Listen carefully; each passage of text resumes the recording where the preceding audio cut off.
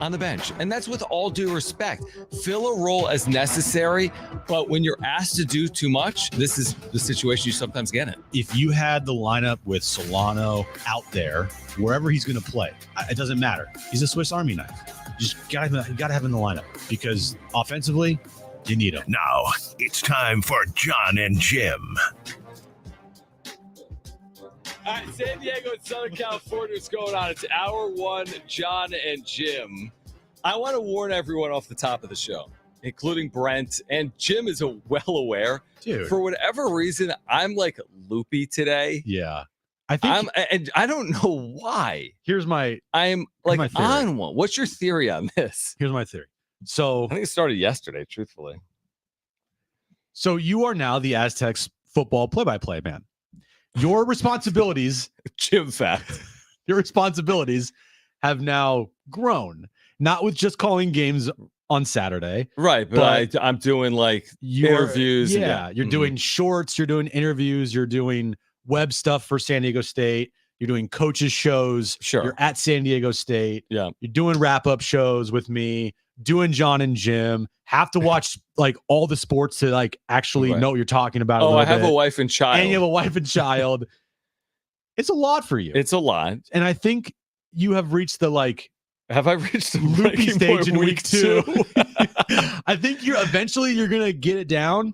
But like at the beginning like 20, of things, 30. at the beginning of all of this, it just has caught you a little off guard. Maybe you just got too much going on and your vegan diet can't sustain it. It's maybe you just need a big juicy steak. Maybe that'll to energize you. Maybe it's that. Maybe it's my diet. Well, you have come in the last week plus, and every single day you're like, I am starving. I am starving right now. And you proceed to go to our vending machine, which doesn't work, and only eat like vending machine food, but that's what you do. And look at you. Celsius that is comes not from nature. What I do. Celsius comes from nature.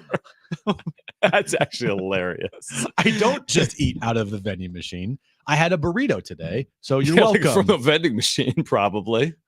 All right, we have honestly, we have a great show lined up today. We're going to once again give away Hosier tickets. It's a sold-out show. We'll do that during Trainwreck Radio. We did Trainwreck Radio yesterday. It worked for the first time like a month, so hopefully that continues. I was going to not say anything because I didn't want to jinx it. You're right. And so if it doesn't work today, it's all your fault. Listen to this lineup. Okay, the 5 o'clock hour, this is like better than the Padres lineup. Although we haven't seen the Padres lineup, but I feel like this is a good lineup.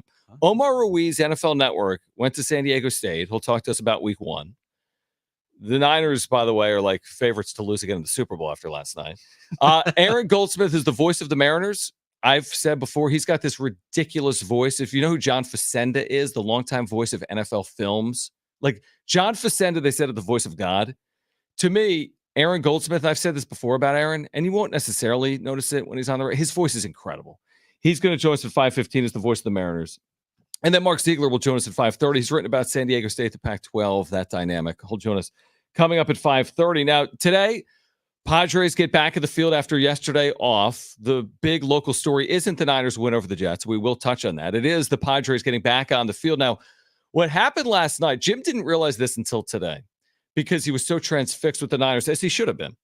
But last night, the Braves lost, which, of course, increases the Padres' chances of getting to the postseason because their only way of being left out is if the Braves, Mets, and Diamondbacks all pass the Padres. So Braves lost last night. So without playing, your point is there's a little more breathing room for San Diego based on what happened last night. Yeah, shout out to Nikki Tight Pants Martinez for throwing landline to the Padres here and helping the Padres out. I thought you were going elsewhere with the shout out.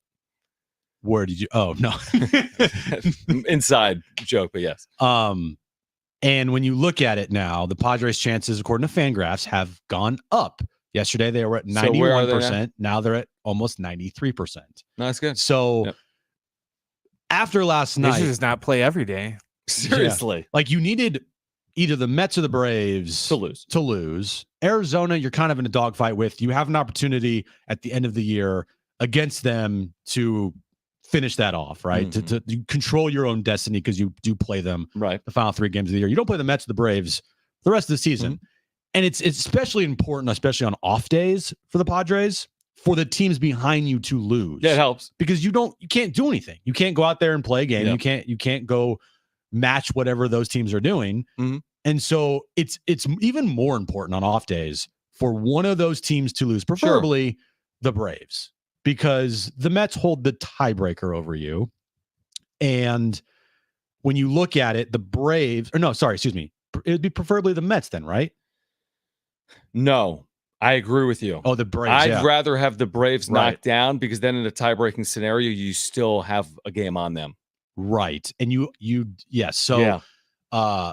So they got the desired result. They got the result they wanted last night, and that's a good thing. And now it gives a little bit of a margin for error for the rest of the season. Like, the Braves need to play some damn good baseball to get in. Mm-hmm. And if the Padres, like we said yesterday, just go 9-7 at worst, there's a good chance. Why do you always mess up the remaining games? Sorry, 9-8. We literally talked about this 5 minutes ago. So if they go 9-8, the Braves would have to go what to pass them? Did we say 12-5 or 13-5? I think it's 13-5. 13-5. Okay. And that's some damn good baseball. Mm-hmm. Now, I don't think the Padres are going to go 9-8. I think they'll go better than that. I think they're going to be better than that. Okay. I think at worst, I think they're going 10-7. I hope you're at 10-7. They're in. They should be in at 9-8. To your point, at 10-7 is like, there's no question. Then you're doing it yourself. I mean, 10-7 winning percentage wise is like a 600 winning percentage. Like, obviously, we're keeping both eyes on what's happening behind the Padres.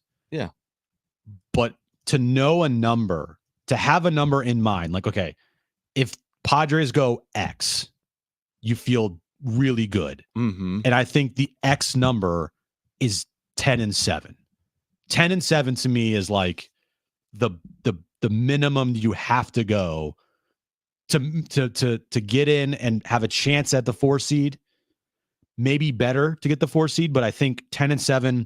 I think no doubt you are in. I think 10-7. I'd feel decently about the 4 seed. Arizona's schedule isn't easy. You play them, and in order to go 10-7, you may have won a series against them 2-1. You're right. You're not guaranteeing the 4 seed at 10-7, but I'd feel good about 10-7. And truthfully, asking for more than that, I said this yesterday, I think might be asking for too much. When you play the Dodgers and Diamondbacks and Astros and on the road in Seattle, I do not think this is an easy 2-game series with the pitchers that Seattle's throwing out there. Not to say they can't win one or both of these games. I just don't see it as an easy series. The only quote-unquote easy remaining is the White Sox.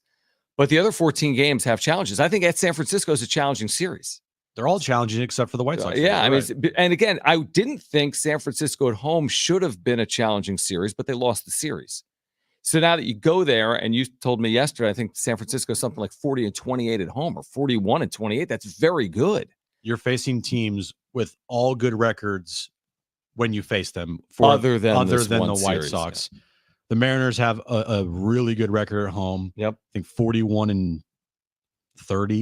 Yeah, it's really good. And their pitchers they're throwing these 2 days are two of their better pitchers. Giants have a great home record. Did you know? Like, we've been spoiled here with all these walk-offs with the Padres. Do you know who leads the league in walk-offs? San Francisco.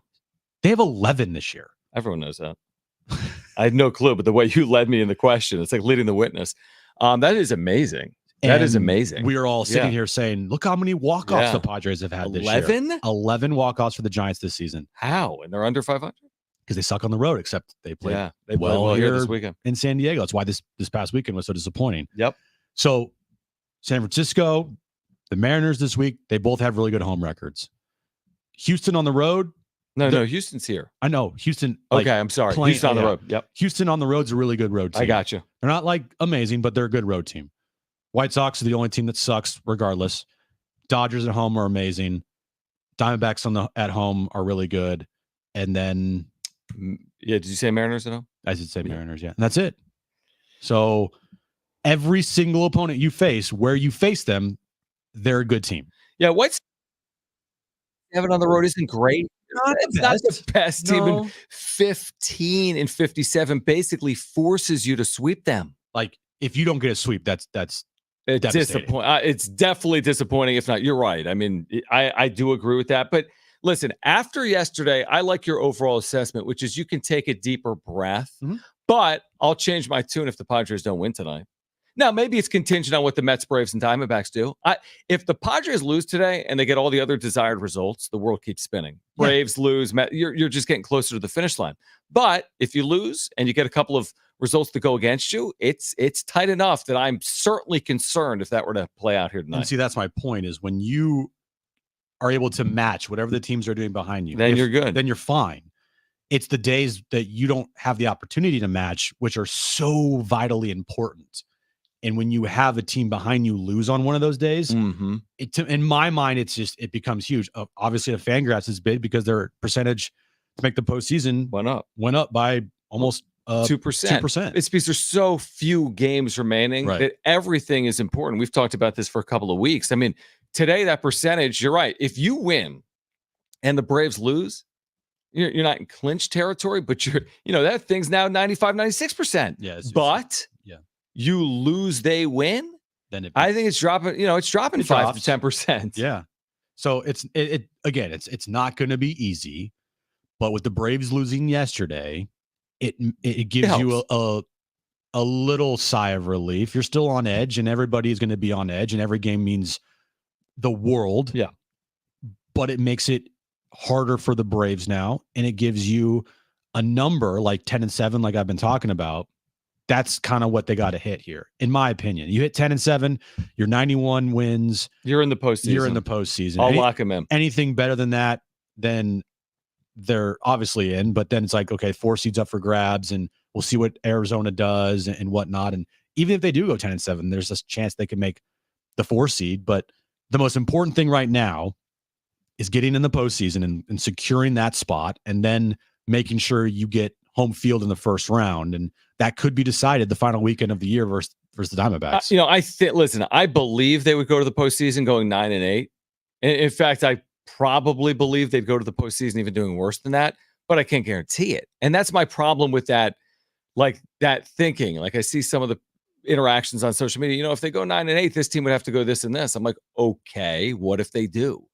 So it's not like you go 9-8 and someone has to go 17-1.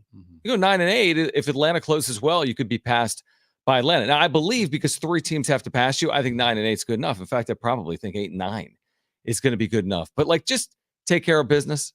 Do it yourself. I mean, shoot, tonight you've lost consecutive games coming in. You're facing George Kirby. We'll see what they do with the lineup that's going to come out within the hour with Xander Bogaerts. Is he playing short? Tonight is about winning the game. I honestly don't care what happens around them in the National League if they win the game. Because you don't want to lose this game and then get helped out around you, and that's fine, but then you've lost 3 straight games. Yeah, the thing with rooting for tonight, the Rangers and the Blue Jays and the Nationals is you only are concerned about those games if the Padres lose. Yeah, exactly. If they win, it's all good. Yeah, that's the beauty of where the Padres are at, is they control their own destiny. If they just keep winning, it doesn't matter what the other teams do behind them. But if the Padres happen to lose tonight, that's when the games I just mentioned mean so much more. And then obviously on off days, that's the only thing that matters because the Padres can't match whatever those teams are doing. So in the end, Padres have to worry about their own business. They don't really have to do much scoreboard watching because they lead the wild card standings. They're in 4th place right now. They control their own destiny. It's great if the teams behind them lose. It gives the Padres a better chance to, not only get in, but secure the 4th spot and get home field. But if you just take care of your own business, it doesn't matter what teams do behind you because you're going to get the 4 seed regardless if you just keep on winning. Yeah, 4 seed right now is like the end goal. It's not the division. The 4 seed is the end goal. You wrap that up, you feel great about yourself. You don't. You feel like, well, hold on. We had this great second half and we're not even playing a home playoff series. We'll continue to react to that on the other side, including when the Padres lineup comes out, which could be at any moment. Omar Ruiz, San Diego State alum, NFL Network at 5 p.m. Aaron Goldsmith, voice of the Mariners, at 5:15. Mark Ziegler at 5:30. Hosier tickets as well to give away. It's Jon and Jim.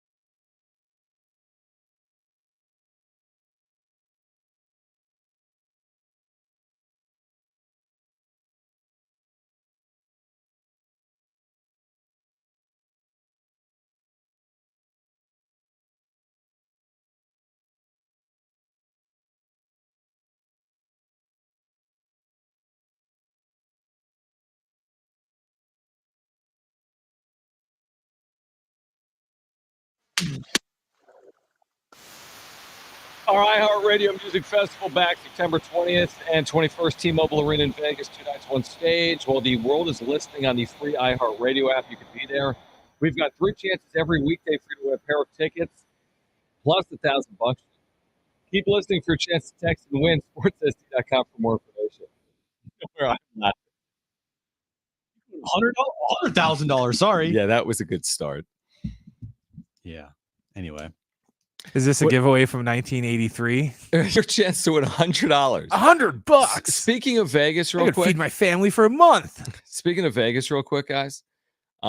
This Players Era Festival, San Diego State men's basketball, the NIL tournament, it's officially official. It was announced today. San Diego State will play Creighton. We're going to Texas A&M at MGM Garden Arena, MGM Grand Garden Arena. This is over Thanksgiving week.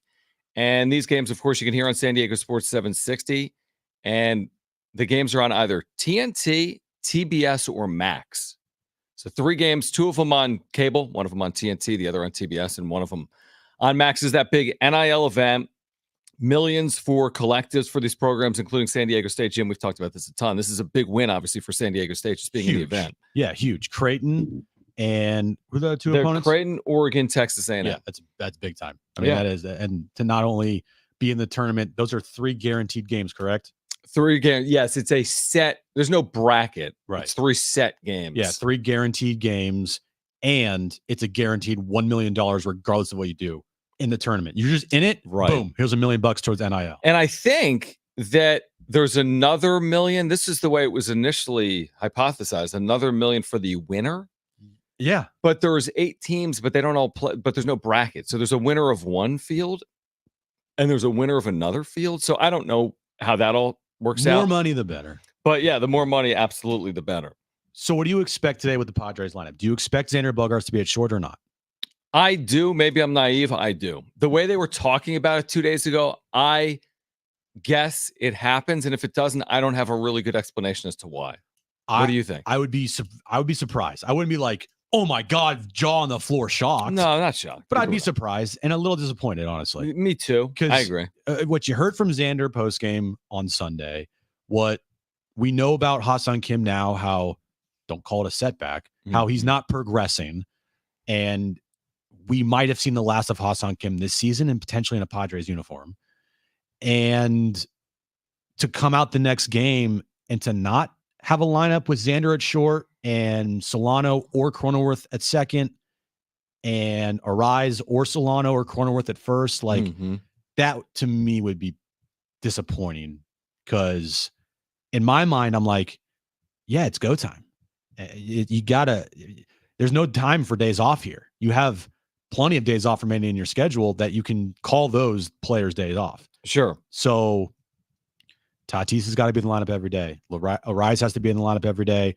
Manny obviously is going to be in the lineup every day. Bogey, Jackson, Solano's got to be in the lineup pretty damn near almost every day, I feel like.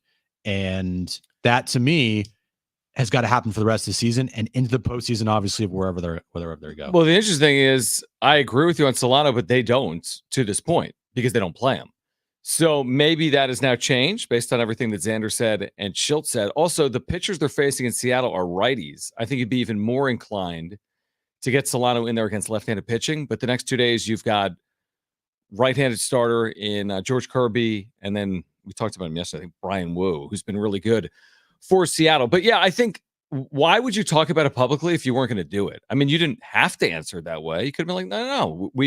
We like what we're getting out of Wade and McCoy. It's about more than just what they're producing at the plate. I mean, it would have been very easy to talk around, hey, we're still playing good baseball even with the last 2 days. But they didn't do that. They said, listen, Solano is important. They moved Bogaerts. I mean, they moved him to short already. So the fact that they've already moved him to short for a half of a game, I don't see why they wouldn't do it for a full game. Although normally in the 3 o'clock hour, normally when we talk right now, 3:24, we'd have a lineup. We'll have it any moment. It's got to be 3 hours before first pitch, and we're 3 hours and 15 minutes before first pitch. So it's coming. It will come out soon. Yeah. Yeah, I think that to me, I'm very intrigued to see what this lineup is today. I am too. The lineup is huge because going forward, I feel like whatever lineup they throw out today is probably going to be close to the lineup that you see for the rest of the season. I agree with that. Because you're coming off an off day. You're not giving anybody rest. Everybody that is ready to go is ready to go.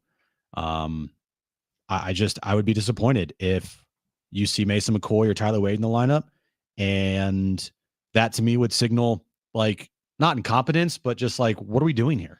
Especially when I know, like what I've been preaching the last 24 hours is this is a hard series. Then I see Vegas agrees with me. Seattle's favorite tonight, Kirby Darvish. That's a Seattle minus 125. 52-48 type coin flip game, but Seattle's a slight favorite here tonight. Like you're on the margins right now. You need your best lineup. Like you're playing good teams from here on out other than the White Sox. There's no reason to go at it with anything other than your best is the general point at this point in the year. I expect the lineup to be Luis Ariz, either your DH or first base. I don't know. Ariz, Tatis, Profar, Manny. I guess Cronenworth, even though I would seriously start to consider putting Jackson Merrill in the 5 spot. Cronenworth, Bogarts, Merrill, Solano, Hagee. That's it. Yeah, I just say get Solano in there, and then it takes care of itself. I've taken Wade or McCoy out. I'm getting Solano in there. The rest of it is fine. Wherever they put Profar or Cronenworth, I'm not overly concerned with. I'm not concerned about where Merrill bats if he produces, and he produces. So that's not the problem for me. The problem for me is you got 17 games to go. Now, I mean, this is when you should be fielding your best lineup. Yep. So enough of the talk about, well, Bogarts doesn't want to play short. I mean, he hasn't said that. He actually said the opposite 2 days ago. So enough of the talk. Let's see this lineup, and let's see if they can get at least a split here in Seattle. Weren't they swept by Seattle here?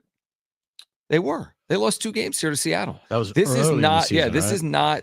This is not some walk in the park. Seattle's good at home. They're 2 games over 500. They have elite starting pitching, and for whatever reason, they hit the Padres. All right, more on Padres and Mariners kicking off a series on the other side. Plus, we're through 1 week in the National Football League. We will react to that. Omar Ruiz is going to join the show at 5 p.m. from the NFL Network. Great giveaways today as well. It's Jon and Jim.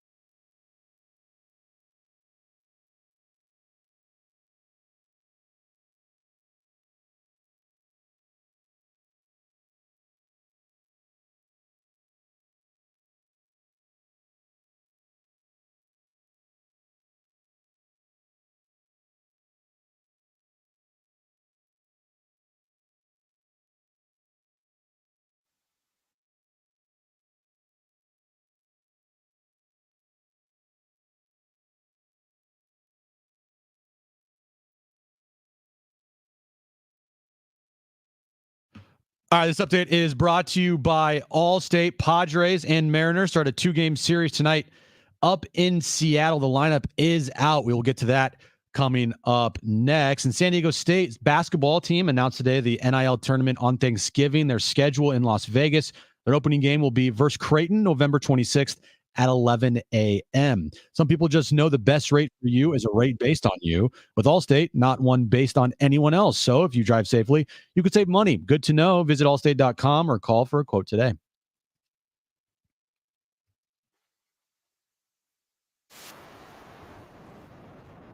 The Padres will, in fact, field a lineup tonight in Seattle. They will have 9 players out there? Yeah, they will. They're going to go with that strategy.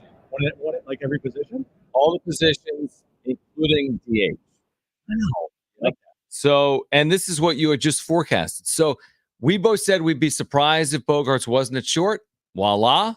Xander Bogaerts, the way they were talking 2 days ago. You know them. When they talk about something publicly, then they're going to do it. I mean, that's basically how they act. If they don't talk about it, they don't do it. If they do talk about it, they do it. Like they do talk about it in a way that they're trying to keep it secret, but then we all know they let the cat out of the bag, I thought. They don't have good poker faces sometimes. Exactly. And that's why we thought after Sunday, I'm like, it's going to be Xander Bogaerts' turn at short. And especially what Xander said postgame to me was so telling to where this lineup should be for the rest of the season. So what's the lineup? The lineup is exactly what I just predicted. You have a Luis Ariz as your DH leading off, Fernando Tatis Jr. in right, Jurickson Profar in left, Manny Machado at third, Jake Cronenworth at second, Xander hitting sixth, playing shortstop, Jackson Merrill in center, Donovan Solano is at first base tonight, and Higgy is behind the plate with Yu Darvish in the mound. The reason I like it is you're switching everything. You're left, right by and large. So you're protecting yourself in later innings from like advantages with relief pitchers. Like you could argue, should maybe Bogey bat seventh and Merrill bat sixth, or maybe. But I'm fine with it. Is my point. Like now we're parsing. We're getting into the nitty gritty. Like should Cronenworth bat lower and Merrill higher? Whatever. You're getting the best lineup that's available to you because you're getting Donovan Solano on the field. And previously he hadn't been. I mean, you could go a week without really seeing Donovan Solano. And now probably we're going to go the final 3 weeks of the season seeing Donovan Solano. Hopefully he hits. That's the lineup for the remainder of the season. And you can swap out Higgy and Diaz. That's fine. That needs to be the lineup every single day for the rest of the year. Mm-hmm. Plain and simple. They'll switch through. Higgy is not going to. Right. The catcher will change. They're obviously going to have Luis Ariz play some first base and Donovan Solano is your DH or vice versa. You know, some switch up here and there. I agree. Maybe Cronenworth, whatever. But the remainder of the season, you need to have this lineup every single day. Xander needs to play short every single day. Not only because you can't have Tyler Wade or Mason McCoy out there to get 3 or 4 at bats a game. You need to have Xander Bogaerts also ready defensively for the postseason. You need to get him as many reps as possible out there at short. Not like he's never played shortstop before. He played it for his entire career. But you want to make sure he's as comfortable as possible back at shortstop when you get to the postseason. Because the last thing that you would want is, they rush Kim back or they continue with this stupid platoon of McCoy and Tyler Wade. And then you get to the postseason, you're like, well, maybe let's put Xander back at short because that's our best lineup. And he hasn't played there at all. And now you're putting him in a postseason game where defensively he's like, whoa, I got to get back into it real quick, guys. Let me have a couple reps here first. Yeah. What I do think, though, is interesting is that to start your season, you said this is our best team with Ha-Seong Kim at short and Xander Bogaerts at second. We all agree without Ha-Seong Kim. I think it was. Yeah. What's kind of interesting now is that, you said that's your best team. That's your best defensive alignment. And now you may be heading for a postseason where that doesn't even exist because of injury. Like that was the big strategy. That was the big move. That was the big, this is the answer. I'm not saying this is the answer to all our problems. That was a significant decision made by the organization. And now that trend has been, here we are in middle of September. Not just kidding. I get the reason. I'm all for the reason. But what happens if now Bogaerts plays short for the next 2 weeks and then Kim comes back for the postseason? Then Bogaerts goes back to second and Kim is at short. And that's also a little weird. Hearing Schulte yesterday talk about you think Kim's done? It wasn't encouraging. I think he'll be back. I mean, the report is he has no zip on his throws, and we have 17 games left. Like, for me, I'm not at all going to try to make something out of this because it's due to injury. Like, if they decided because Ha-Seong Kim maybe wasn't performing at the plate like they would hope, and their best offensive lineup was with Donovan Solano in there instead of Ha-Seong Kim, and if they did move and they said, all right, Xander, you're moving back to short with a healthy Ha-Seong Kim, then yeah, that the conversation of like, whoa, didn't you just go throughout the whole offseason talking about Xander's your second baseman? He's doing this because of injury. It's a necessity, and it makes the team better because you're putting in a guy in Donovan Solano who has played great for you all year, and he's professional at bat, and he gives you one of the best at bats on the team. Good point, but that same statement that you just said applied 21 days ago too.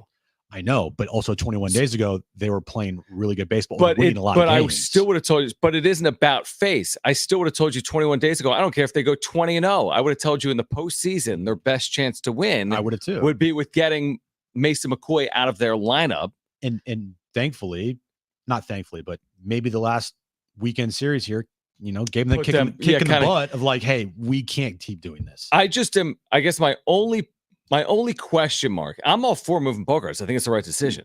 My only question mark now is what Kim's going to come back and then Bogaerts goes back over to second. That's fine. Good. But more power to Bogaerts. I'm glad that he's that team guy.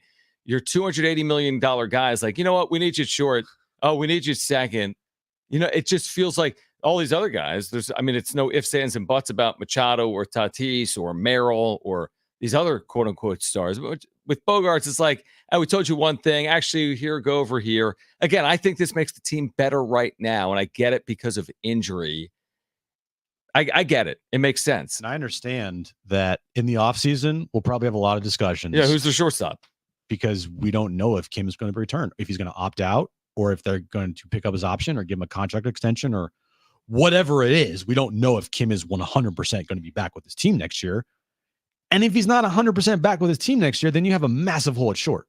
And you've moved all your shortstops elsewhere. But again, do you even have a mass?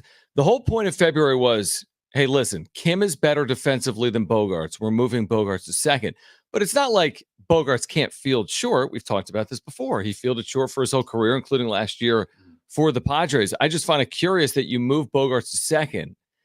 If then you do move him back to short in 2025, I thought the whole thing was you're moving him to second. It's just no, I understand. It's a little weird. It is weird because if you're moving your shortstop, the $280 million guy, to second, he's going to be here for a decade, and you're moving the guy over to short who probably under control for 1 year, be here next season. Right. So then what are you doing? It's much easier to fill their second base spot because guess what? They got Jake Cronenworth. Cronenworth. Yep. And they also have Luis Ariz, even though he hasn't played second base for this team. Yep. And you had Donovan Solano, but he's on a 1 year deal. My point is, like, yeah, in the future, it's going to be a question for sure as early as this offseason. But like right now, I'm not looking into it at all. No, like I'm not looking into it. I'm just posing questions because I do find it a little interesting that 21 days after Ha-Seong Kim went out now they is when decide to do Xander it. Bogaerts moves. And maybe it's because they've dealt with more adversity today than they were dealing with 3 weeks ago. And then I'm thinking to myself, well, the odds are Ha-Seong Kim wouldn't be back in 2025. So now as I look back on it, does it make the most sense to have put him at short and Bogaerts at second if 1 year later you're just going to move Bogaerts back to short? No, or maybe that's a question for another day. It's probably a question for another day. And I think, losing this past series and just how bad at the plate Tyler Wade and Mason McCoy have been. Yeah, that's not good enough. It had to change. And if Tyler Wade and Mason McCoy were like serviceable at the plate, then maybe they don't make the change. And you're going to a postseason series with one of those guys at shortstop. So right. It's like we always talk about this: lose a battle, win a war. Right. Maybe the losing this past weekend and just how bad those guys have been at the plate is a little bit of a losing a battle to kick yourself in the ass and be like, guys, we can't keep doing this. We need to have our best lineup out there. And also, too, good on Xander for speaking up and saying that. Because when Xander says it and a player says, like, hey, it's a like crime that Donovan Solano's on this lineup every single day and he was playing amazing and then you just benched him. That is the kick in the butt also that this front office and coaching staff needed probably. Yeah, I agree, but it's almost like an about face from Bogarts. He's been publicly quoted within the last month, I'm more comfortable at second base. I know. So he said that, and I'm now cool with he's it then. gone back on that. And I agree with you. Yeah. If maybe he's thought more on it, Like it sounds like Schulte. he's thought more on it. Schulte, we can't keep doing it, bro. And then 619 says, is this a sign, though, that Kim's not coming back for the playoffs? A, it could be, and B, to your point, lose the battle, win a war. Let's say McCoy and Wade stayed in there, and let's say this team had taken off and they gotten even with the Dodgers right now. I mean, they're just red hot. And they're hitting like 200 still? Yeah, but this team's playing like 800 baseball in the second half, which would be the pace they're on if they were tied with the Dodgers. Then, I mean, you probably aren't making any change. Now you're in the postseason, and one of those two is your shortstop, and maybe you're winning 80% of the time. Who cares? But is that your best lineup? Then what if one of them boots a ball? Exactly. Or so maybe this is better. We're not going to know. It's like, how many licks does it take to get to the Tootsie Roll center of a Tootsie Pop? 300. The world will never know. We're not going to know. If they win the World Series, then it all worked out. If they don't win the World Series, we can always say, well, what if they would have done this? I just think this has to be the lineup for the rest of the season. Mm-hmm. I hope that they're thinking the same thing.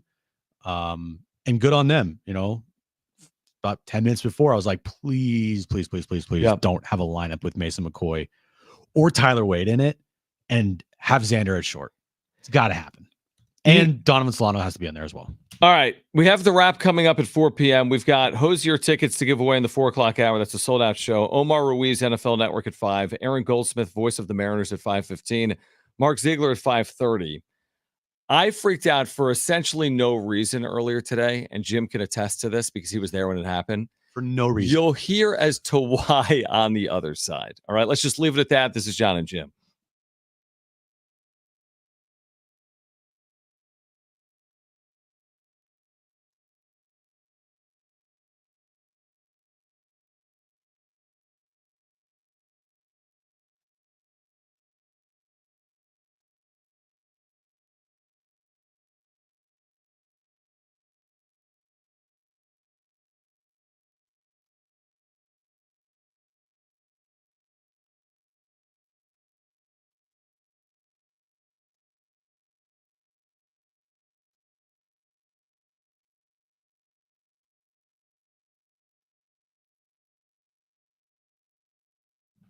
All right, hey guys, us again, Jon and Jim. You need to get to Jamul Casino this football season. Join them every Monday in September. Monday Night Football's back. You've got a chance to win big with Monday Night Live $100,000 Punch-Out. Yeah, with 10 winners every hour at 7 p.m., 8 p.m., and 9 p.m., your odds are better than ever. Plus, earn entries all month long by playing and get 2 times entries on Tuesdays with at least $500 in cash for all winners and a chance to win up to $100,000 in cash. You will not want to miss it. And listen to this. We all love food. I think Jim really loves food. I do love food. That's like me. I don't know why I say that, but you do love food. Jamul has endless dining 5 nights a week. Their endless dining options include Saturday Surf and Turf Buffet, which is unbelievable.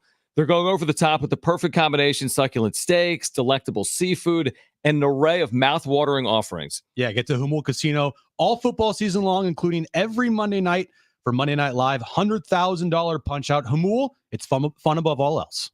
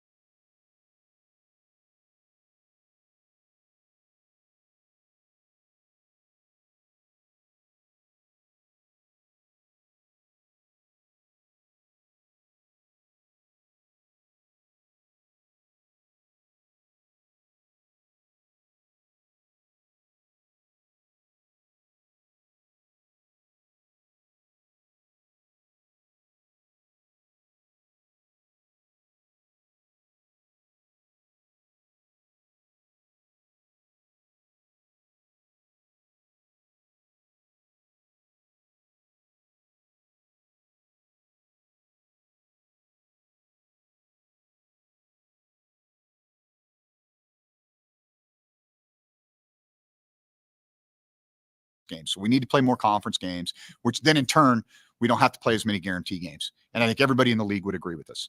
In my scheduling philosophy, we should play an A opponent every year, a B opponent every year, and a C opponent every year. And what I mean by that is, yeah, we should step up and play a Power 5 opponent, but we shouldn't be playing 2 or 3 of those. That's not good for the program, okay? We need to play a really competitive group of 5 team, like going to Troy or having Georgia Southern. Like one of those is appropriate. And then you have your C opponent that's, hey, we're bringing in a Sac State or whoever, you're going to bring in 1AA. So you're getting a paycheck, right? You're getting a home competition, hopefully against good G5 competition, and you're bringing somebody in. That would be my ideal, and then play more league games. That would be ideal for us. Right now, we've got, in this particular situation, we have 6 non-conference games this year. Like, I don't know how that helps a league get competitive balance. I really wish I was playing San Diego State's schedule. I really wish that, but we're not. So what we got to do? We got to go on the road to Boise. We got to go on the road to UNLV. We got to play Colorado State. We got to play Air Force. We got to play Fresno State. We got to play San Jose State. That's not a balanced schedule because we're not playing Wyoming. We're not playing Utah State. We're not playing San Diego State. We're not playing New Mexico. So somehow we got the top half of the league. So you get what I'm saying? Like if you don't play as many league games, then year in and year out, there's no competitive balance to a league. So in my opinion, why be in a league if you're going to do that? I mean, I feel like we're half independent right now. We're playing such a small number of league games with this Oregon State scheduling thing. And I'm pretty vocal about that. Nobody listens to me in the Mountain West, but I'm pretty vocal about how we need to play more league games. So you'd like nine league games? Yes. Now, why have a larger conference if you're only going to play, in our case this year, 6 league games? I don't get that. So anyway, you know how I feel. All right, Jeff. Here's the deal. The Big Ten is 18 teams, bud. They're playing half the league. The Mountain West is 12 teams. He kept saying they're playing 6 league games. They're actually playing 7. He says he wishes he had San Diego State's schedule. That's funny because San Diego State's playing 3 Power 5 opponents. Jeff, you're playing 2. You're playing SMU and Minnesota. San Diego State's playing Oregon State, Washington State, and Cal. And then how about that? He takes a shot. He knows after 2 weeks who the bottom of the league is. I wish we're not playing San Diego State. We're not playing Wyoming. We're not playing Utah State. He's got it all figured out. I guess those are the worst teams in the league. He wishes he was playing San Diego State. They must not be any good. That's what Jeff Choate has to say. He must have all the answers on the league right now. I'm mad. Like you were saying with the Big Ten, even when there was only 12 schools in the Big Ten, stupid. You're still missing teams. Yeah, there was still. You'd always have that year where okay, this is the year you're not going to play Ohio State and Penn State this year and the following year, and then you would just get cycled through. So it's not like this is your schedule every year, and it's like. Next year you might not play San Jose State. You might play San Diego State. It's just going to cycle through. It's just this year. That's the deal you got. Jim. Oh, I don't care. Dude, I don't care about the Niners, but I fake it for 365 days a year. No, here's the thing. I'll be honest.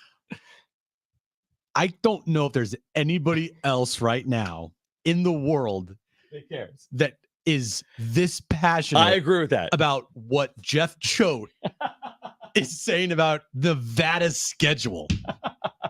Okay. It's fair. not. I'm not sitting here and being like, oh yeah, I'm gonna fake it because I look. No, what Jeff Choate said there. Jeff Choate. Yeah. All right. I love that name. Only you care about. That's probably accurate. Yes. So I agree.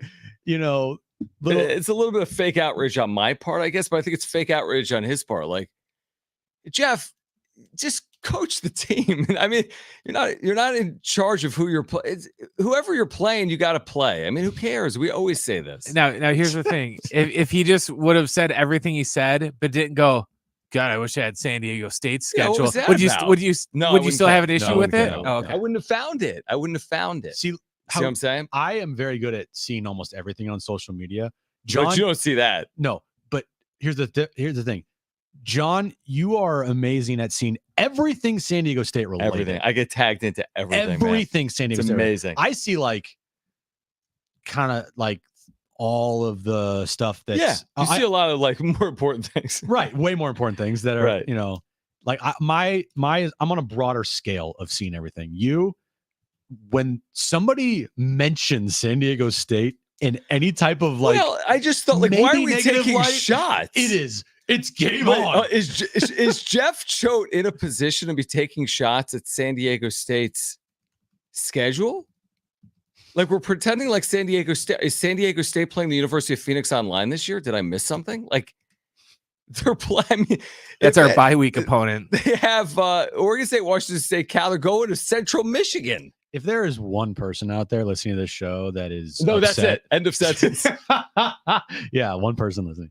No. If there's one person out there that is upset by what Jeff Choate had to say, other than John, I want you to text us right now, 70470. Start your message with team. Or hell, if you want to call in, it's fine. Yes. If you're watching us on YouTube at Jon and Jim, SD on YouTube, put it in the chat right now. Tomorrow we'll talk to Coach Jeff Choate ourselves. Yeah, I want to know. I was hoping they'd be on the schedule. How mad are you out there that Jeff Choate mentioned San Diego State's schedule and how he wished he had it?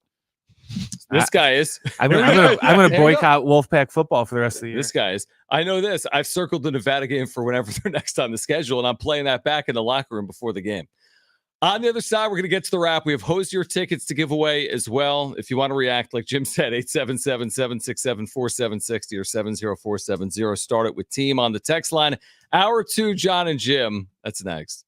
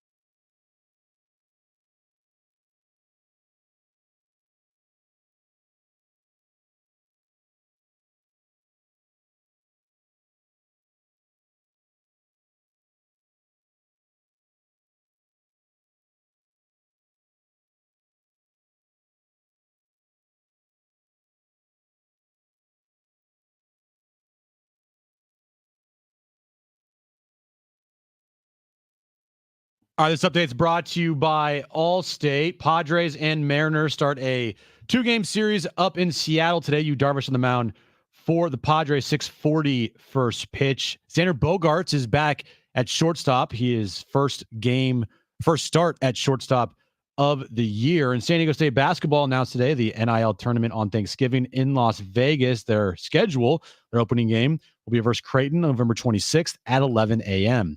Some people just know the best rate for you is a rate based on you with Allstate, not one based on anyone else. So if you drive safely, you could save money. Good to know. Visit allstate.com or call for a quote today. Previously on Jon and Jim. It's on the organization to figure it out. It's not on Mason McCoy. No. It's not on Tyler Wade. It's on the organization to put those guys in a favorable position. You know what that is? On the bench. And that's with all due respect. Fill a role as necessary, but when you're asked to do too much, this is the situation you sometimes get in. If you had the lineup with Solano out there, wherever he's going to play, it doesn't matter. He's a Swiss Army knife. You just got to have him in the lineup because offensively, you need him. Now, it's time for Jon and Jim. All right, San Diego and Southern California, what's going on? Hour 2, Jon and Jim here until 6 p.m. Great next couple of hours. We have Hosier tickets we'll give away this hour. It's a sold-out show, North Island Credit Union Amphitheater. We'll do that for Trainwreck Radio.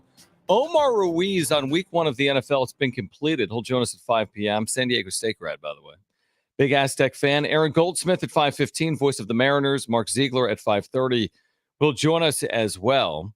We have other giveaways today, too. I haven't yet allowed Jim to really talk about the Niners. Is there a question here in the wrap about the Niners? There is. So why don't we get to the wrap right now? It's time for the wrap, presented by Sombrero Mexican Food. Check out their website at sombreromex.com. Is Aaron Rodgers washed? Put that in there for you, Brent. He looked very rusty last night.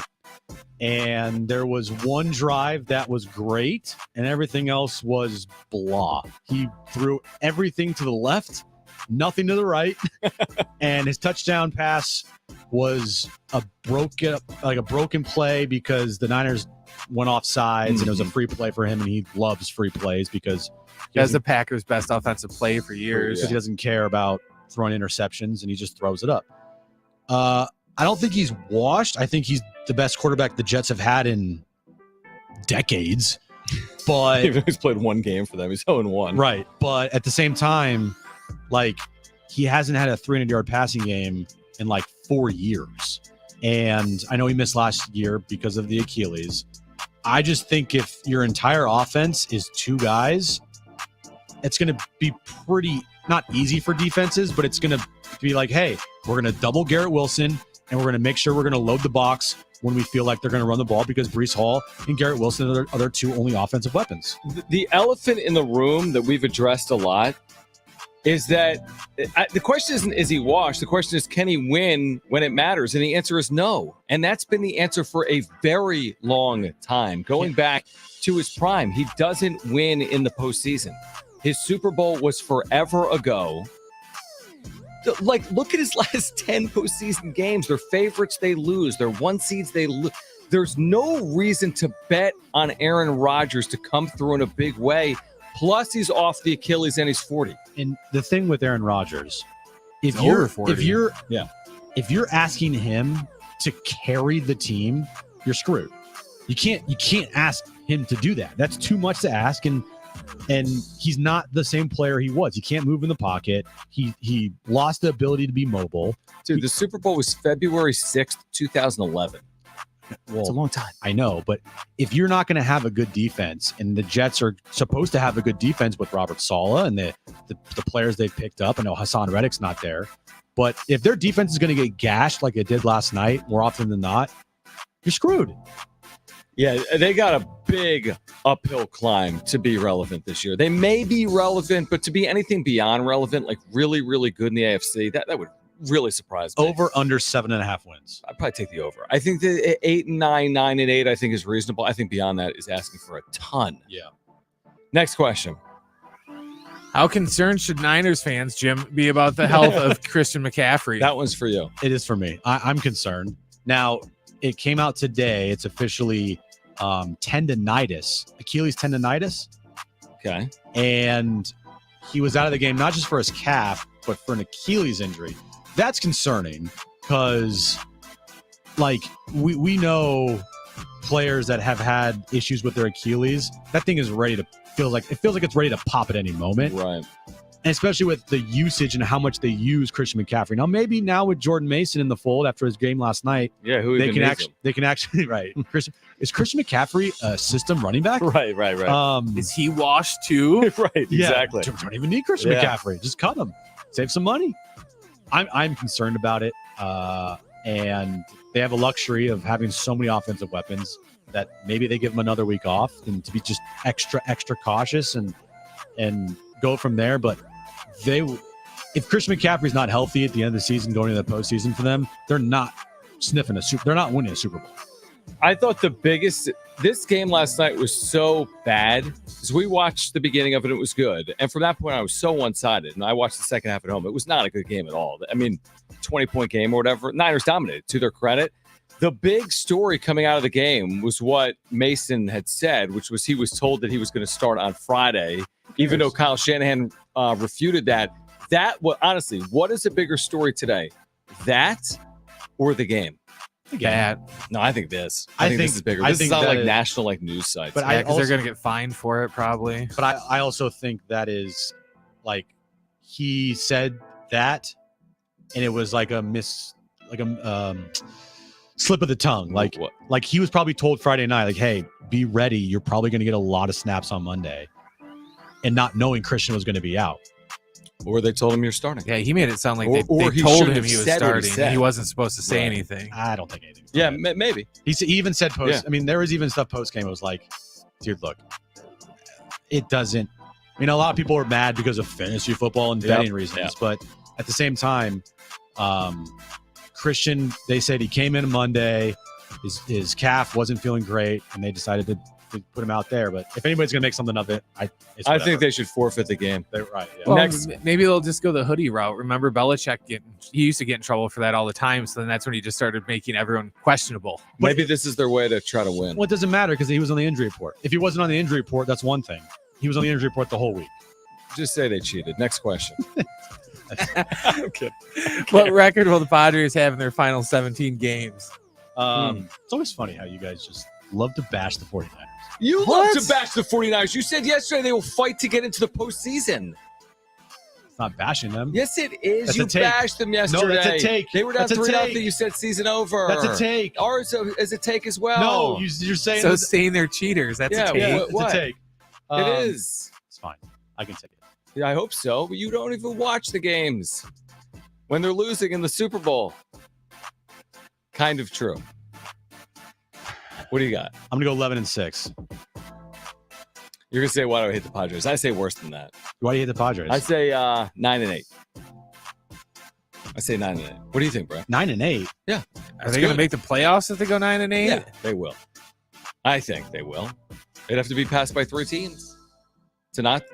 I think 9-8's enough. I think their schedule's tough. Maybe 10-7. I think 11-6. That'd be great. That'd be unbelievable. I'll lean 11-6. Okay, 11-6. Next question. How significant of a feat is it for Manny Machado to set the franchise home run record for the Padres? Jim? Well, John, doing it in 5 seasons, right? 5 seasons? This is 6th. This 6 seasons. It was a record that needed to be broken. It's not officially broken yet. He's just tied the record. Mm-hmm. It needs to be broken. I have a good feeling he's going to get it. I think he's going to get it in his career. It is a record that is just, I mean, you love Nate Colbert, but right. 163 home runs is a franchise record. That's pretty downright embarrassing. So I'm glad that Manny Machado will break this record, and the record will never be 163 again. It will be potentially in the 300s, hopefully. Will they stop the game? No. Tonight in Seattle? No, you can't do that. If Machado homers? 164 home runs in franchise history. Well, they wouldn't stop it on the road. What did you tell me before the show started? How many Mariners players have more than 163 home runs in franchise history for them? Like 5 or 6? I think there's 6. 6 players. 6 players in Mariners. Right, not exactly the franchise Yankees. History. Not no, the Yankees. The Mariners. Not the Cardinals. Have Have they ever been to an ALCS? They've been to one, right? They've been to an LCS. They lost to the Yankees when they won 116 games. No, ALCS. That was an ALCS. Was it not? They lost the DS? They lost the DS. They lost the DS that year? They've been to one ALCS, I think, in franchise history. Now I'm curious about Mariners playoff. My point was, I think if you want to go with like the quote unquote worst franchises statistically and historically in baseball, Mariners are worse than the Padres. What year did the Mariners win all those games? They've been in the LCS a number of times. 2001, they were in the LCS. That was that year. They lost the Yankees. Okay. 2000, they were in the ALCS. 1995, they were in the LCS. I meant to say, World Series. World Series. Yeah. They're one of how many teams have not appeared in the World Series? They're one of 2 or something. You got the Mariners. You got the. I was gonna say the Rays. Not the Rays. The Rays have been in one. How many teams have not appeared in the World Series? Is there anyone beyond the Mariners? There has to be. I'm trying to think right now. I'm looking that up. I'm Googling it, actually. I think it might just be the Mariners, dude. Is that weird? I'm trying to think of all the teams. Marlins. The Seattle Mariners are the only Major League too. Baseball teams who have never appeared in the World Series. Yeah, that's the other 4 teams that have never won the World Series. Yeah, Padres, Mariners, Brewers, Rays, Rockies. Yeah. So, yeah. What was our point? That the Mariners franchise. Exactly. It's had all these home run hitters. They're not exactly. Now, Kingdome is a good hitter's park, but the Mariners franchise as a whole is a worse franchise than the Padres historically. Yeah, they have 6 guys that have hit all these home runs. Exactly. Yeah. And listen, I think it is a nice feat because to your point, I think Machado ends up in the 300s. He's got 9 more years on the steal. Even 20 home runs a season gets him another 180, which gets him 340 home runs as a Padre, which is a nice total. And I hope he breaks this thing tonight. I really do. I don't want it to linger. I hope he does it on the road, certainly. They've got 5 games here in Seattle and San Francisco. He's got to do this. He's red hot, by the way. Mm-hmm. Manny Machado remains one of the hottest hitters in baseball right now. Hopefully he breaks that thing tonight. Well, they need him to play really well down the stretch. They need him to be what he has been for the final 17 games and into the postseason. Like, how cool would it be? Yeah. If you get like a Bryce Harper-esque performance from Manny in a postseason where he just every time at the plate he's going to do damage. Honestly, if there's a year that I would be confident in that occurring, it's this year right now because he's been that good of a hitter recently. Now, again, not 1,200 OPS Aaron Judge crazy stuff or whatever, but just consistent and solid and producing with power. Like day in and day out. He's either on base or he's homering. He's doing things to help this team in a big way since that Philly series for, I don't even know how long that is now, 65 games. He has been one of the better hitters in the National League for a long time. So, I'm talking about Bryce Harper's 2022 postseason run. I mean, Harper, look at listen to these numbers, dude. So in 2022, right? Mm-hmm. In the wild card round, he had an OPS of 1,089. In the DS round against Atlanta, he hit 500 with a 1,592 OPS. And in the NLCS versus the Padres, he hit 400 with a 1,250 OPS. Yeah, he was really good. He's very good. He was really good. Yeah, he had 5 homers and 11 RBIs in those 3 rounds combined. You just reminded me of something that we're going to touch on the other side to prove that now is go time for the Padres, not just getting Solano in the lineup, another decision the organization has made that is basically a wrench in what they've done previously. We'll explain on the other side. It has to do with the Seattle series. The Padres doing something differently this series they had not been doing previously. We'll explain on the other side. Stay with us on Jon and Jim.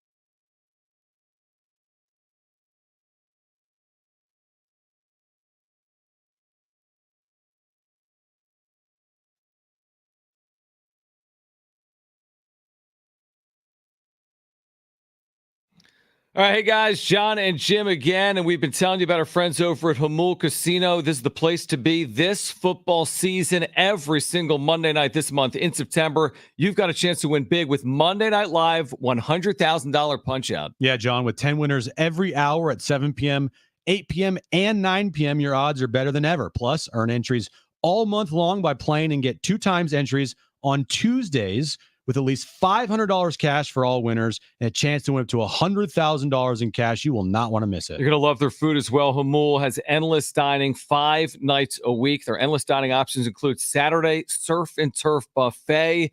They're going over the top. They've got the perfect combination of succulent steaks, delectable seafood, and an array of mouth-watering offerings. Yeah, we'll be there tomorrow. We cannot wait. Get to Hamul Casino all football season long, including every Monday night for Monday Night Live, $100,000 Punch-Out. Hamul Casino, it's fun above all else.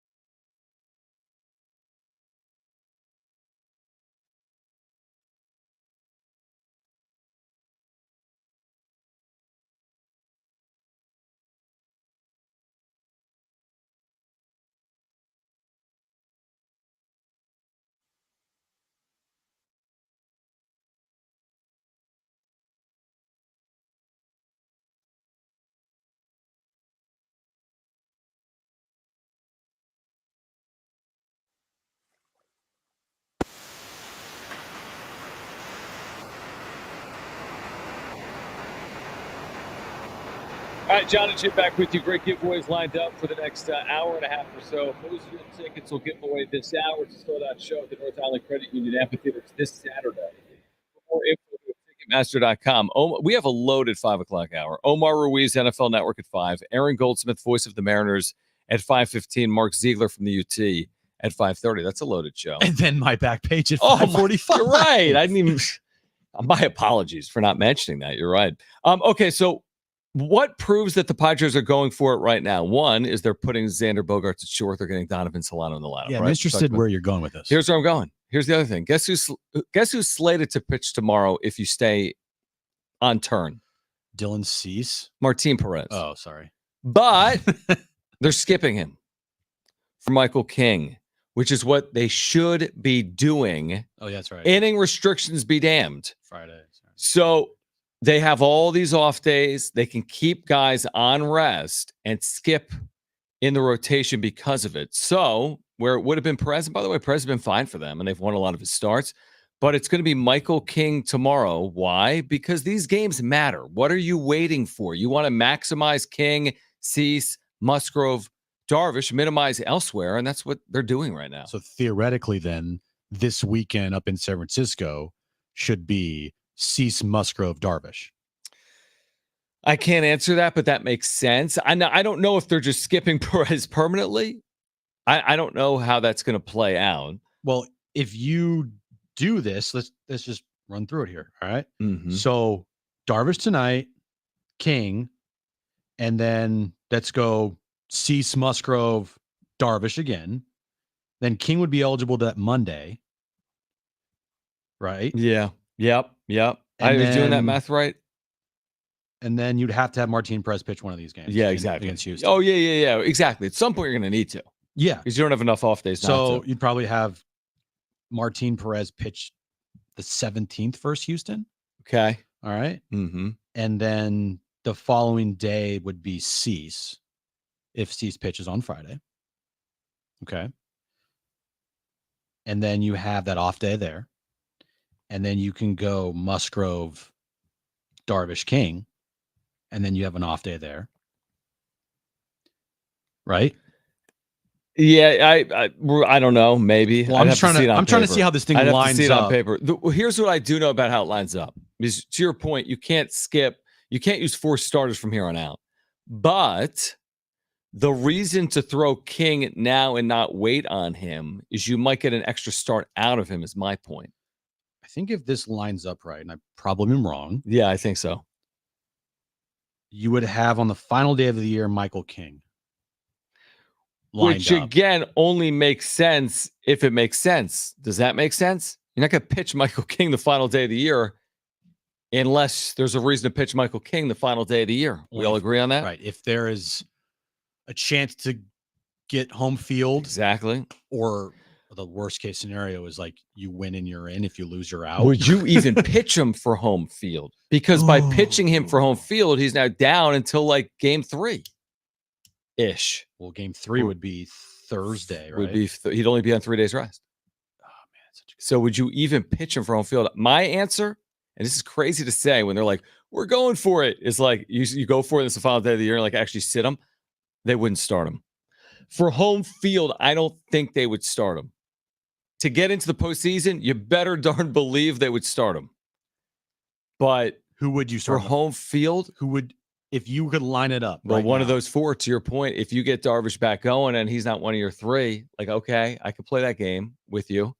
If Darvish is pitching better than obviously his last outing was not good, but if you get him back to a guy that's capable of going 6 innings, 2 or 3 runs, then it's probably going to be maybe you Darvish. Yeah, to me, if you could, that's also tough though, because right. like you said, like you're right, is if you line this up and make it so Darvish gets the final day of the year, mm-hmm.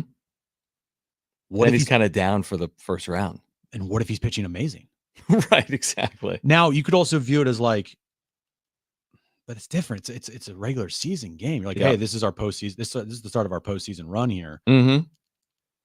But I mean, it's likely looking like you're gonna face Arizona at the end of the year, and in the postseason, whether it be in Arizona or here at Petco. So 6 straight versus Arizona. True. And you might have to win 4 of the 6. And you may play all 6 of them in Phoenix. And you got to win 4 of 6. Like hypothetically. Yeah, it's kind of a weird. Okay. To get in or whatever, taking 2 or 3 from Arizona the final weekend of the year. And then also you have to take, to win the series in the wild card, and you got to win the two games there. And so actually it's 4 of 6. Yeah. So I think that's right. Yeah, that's right. Yep. So a lot of strategy that will have to be played out. And honestly, the strategy starts well before the final day of the regular season. Oh, it starts right now. Because you have to you start lining it up. Yeah. And then you have multiple options. It starts right this second. Yeah, there's options like, have you clinched by a certain date? Have you not? Are you likely to be the 4 or the 5 or the 6? Like there's so many factors at play. But I like basically what they've done here is they've taken their like Maserati and they're starting to rev this thing up. How do I know that? Because of the Bogarts move and the Solano move and now the King move. And what I do hope is, like, I don't want the Dodgers to win the division. They're going to win the division. But they're going to win the division. Yep. And I really don't want the Dodgers to be celebrating against the Padres. Mm-hmm. Which could happen. Could happen. Best case scenario, Dodgers clinch before that series. And then they have nothing to play for. And you got nothing to play for. And they're not playing it. They're like, we have to go out and win these games. They're obviously going to go out and compete. They'll need to, though, because look at the 1, 2, and 3 seeds. They're all within like a game or two, right? That they will have no way will they have clinched the 1 or 2 seed by then, right? Yeah, you're right. They're tied with Philly. Yeah. So there's no clinching for them either. And for them, when you've invested $1 billion, you don't stop at the division. Yeah, you get you need the number 1 seed. Padres would do the same thing. Padres would do the same. Or everyone's screwed. Everyone's screwed. Season over.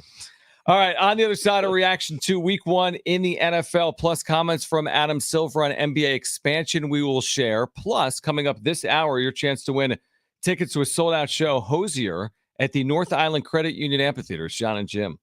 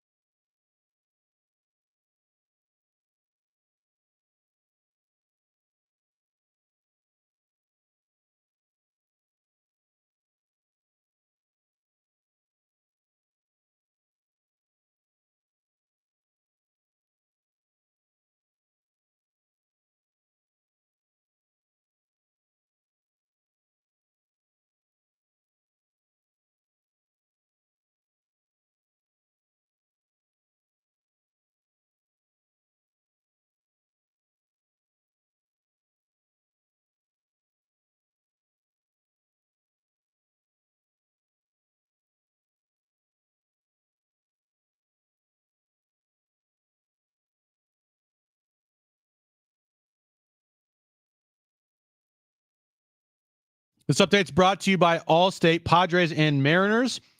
A 2-game series starts tonight up in Seattle.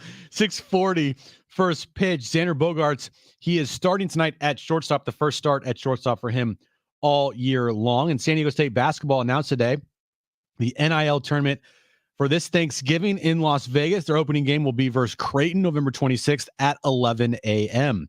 Some people just know the best rate for you is a rate based on you with Allstate, not one based on anyone else. So if you drive safely, you can save money. Good to know. Visit allstate.com or call for a quote today.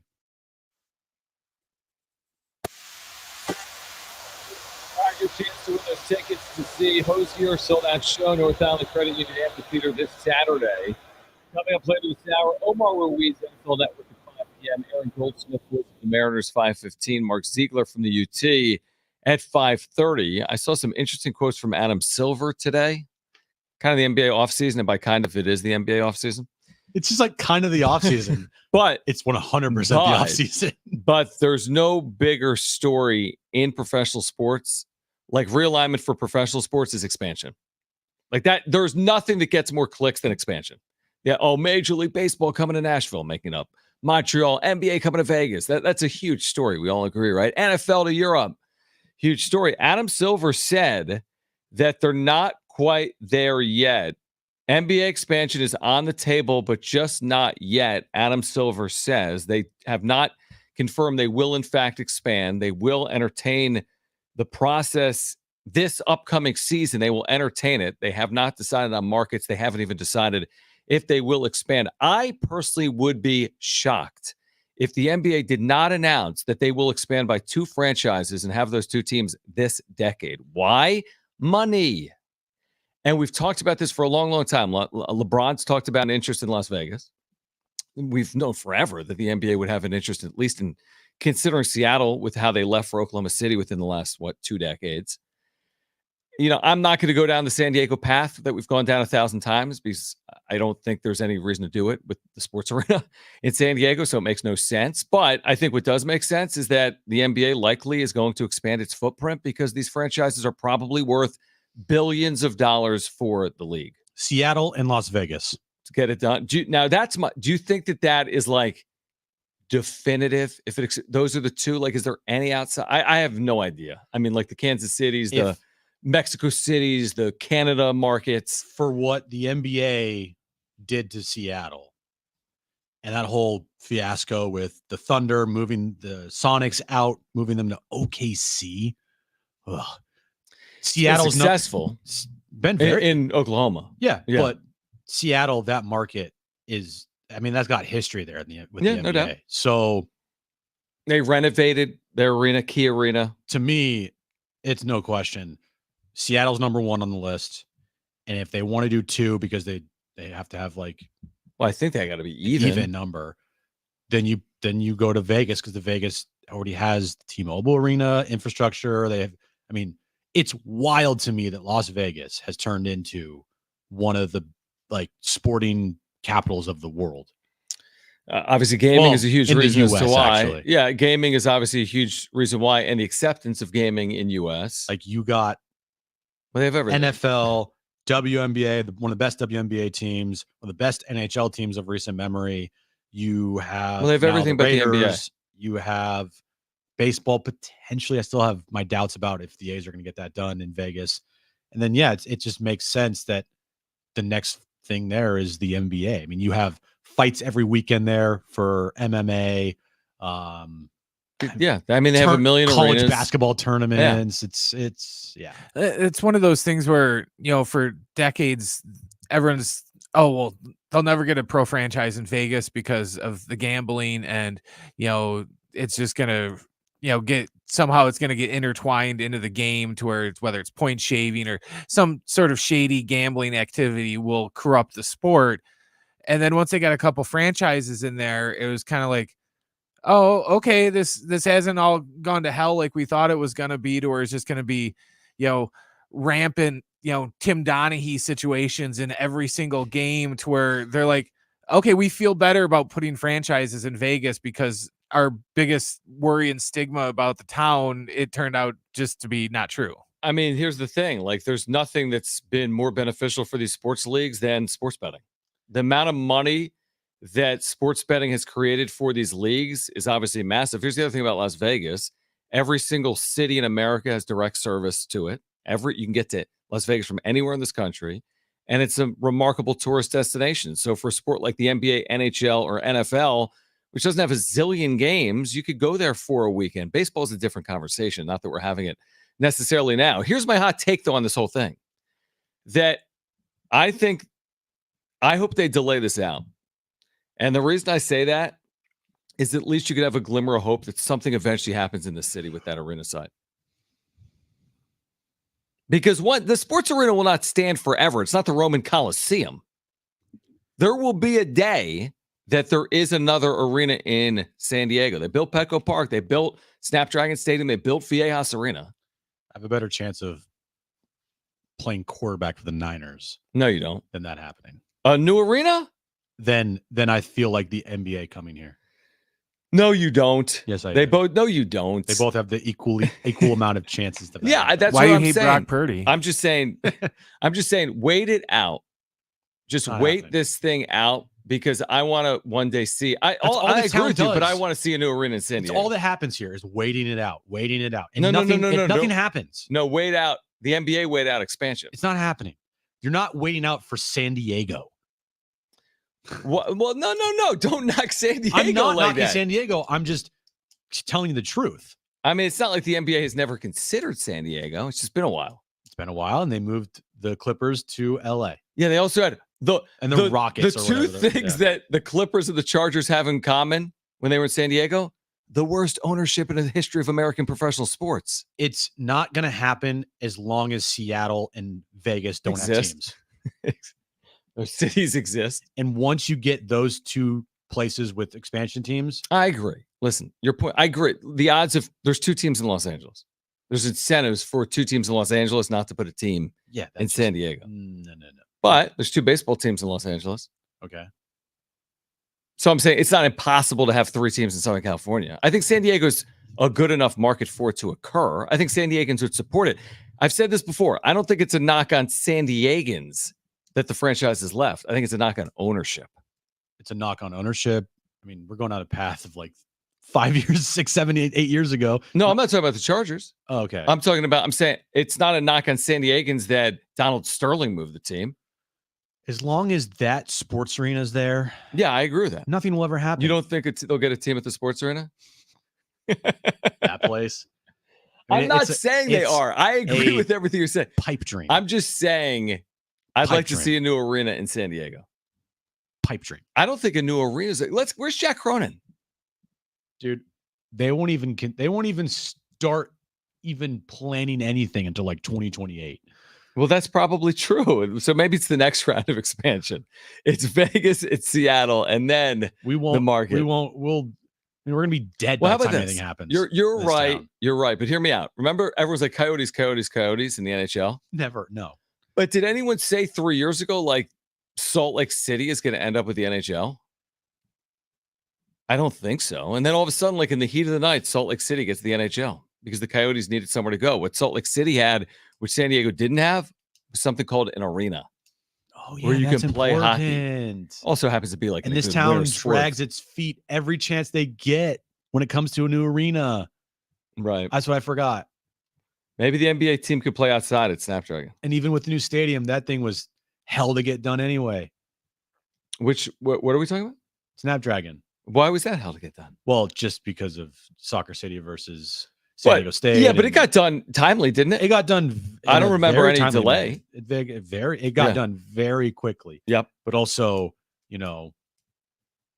thinking bigger and the whole stadium fiasco with the building an NFL stadium and blah blah blah blah blah. Like that's just never going to happen here.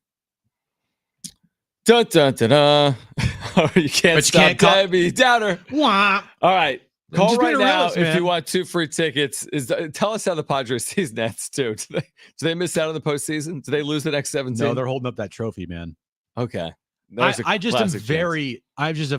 since the whole Charger thing that I lived through, I have just always been so down on this city to accomplish something that is like big thinking outside of the box. And it's just, I just have no faith in it. All right, call right now, 877-767-4760 if you want 2 free tickets to a sold-out show. Hosier, North Island Credit Union Amphitheater this Saturday.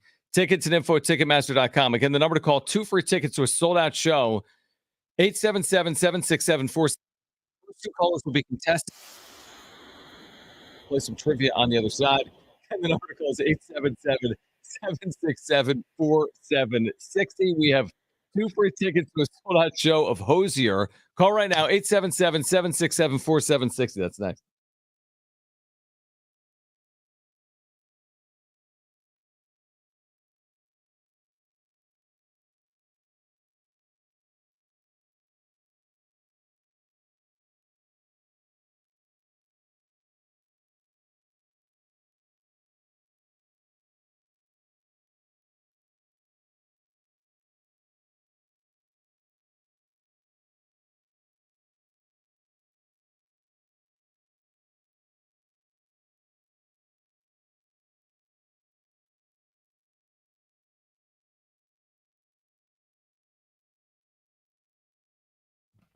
All right, hey guys, it's Schaefer. We have great news for homeowners. We really do. With mortgage rates tanking, my friends over at Loan Pronto have rates that start with a 4. This is the best rate in years. And listen, if your current rate's over 6%, dump it. Lower your house payment big time. Loan Pronto has locked in folks recently at 4.99% APR. You might have gotten stuck with a loan the last couple of weeks or last few months, even the last year. It's time to call Loan Pronto, even if you're in the process right now with another lender. Stop and call Loan Pronto. You can ask about their zero-cost rate reduction home loan. You can lock in a lower rate with no closing costs in a matter of days with almost no paperwork and usually no appraisal. And if you act now, you can skip not just your next house payment, but your next 2. Call now. Loan Pronto can give you a rate quote in minutes with no hard credit pull, no upfront fees either like those other guys. Here's the number, 619-207-4336 or loanpronto.com. 619-207-4336. Equal housing lender, NMLS 1661781. On approved credit, NMLSconsumeraccess.org.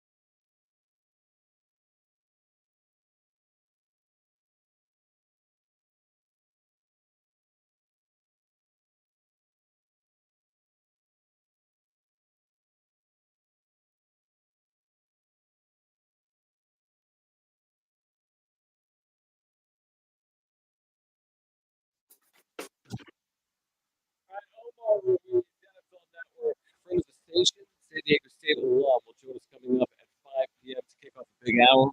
Aaron Goldsmith was the Mariners 5:15. Mark Ziegler wrote about San Diego State. What's going on with the Pac-12? 5:30. We'll talk SDSU hoops with him as well. But with it being a busy next hour, let's get right now to this.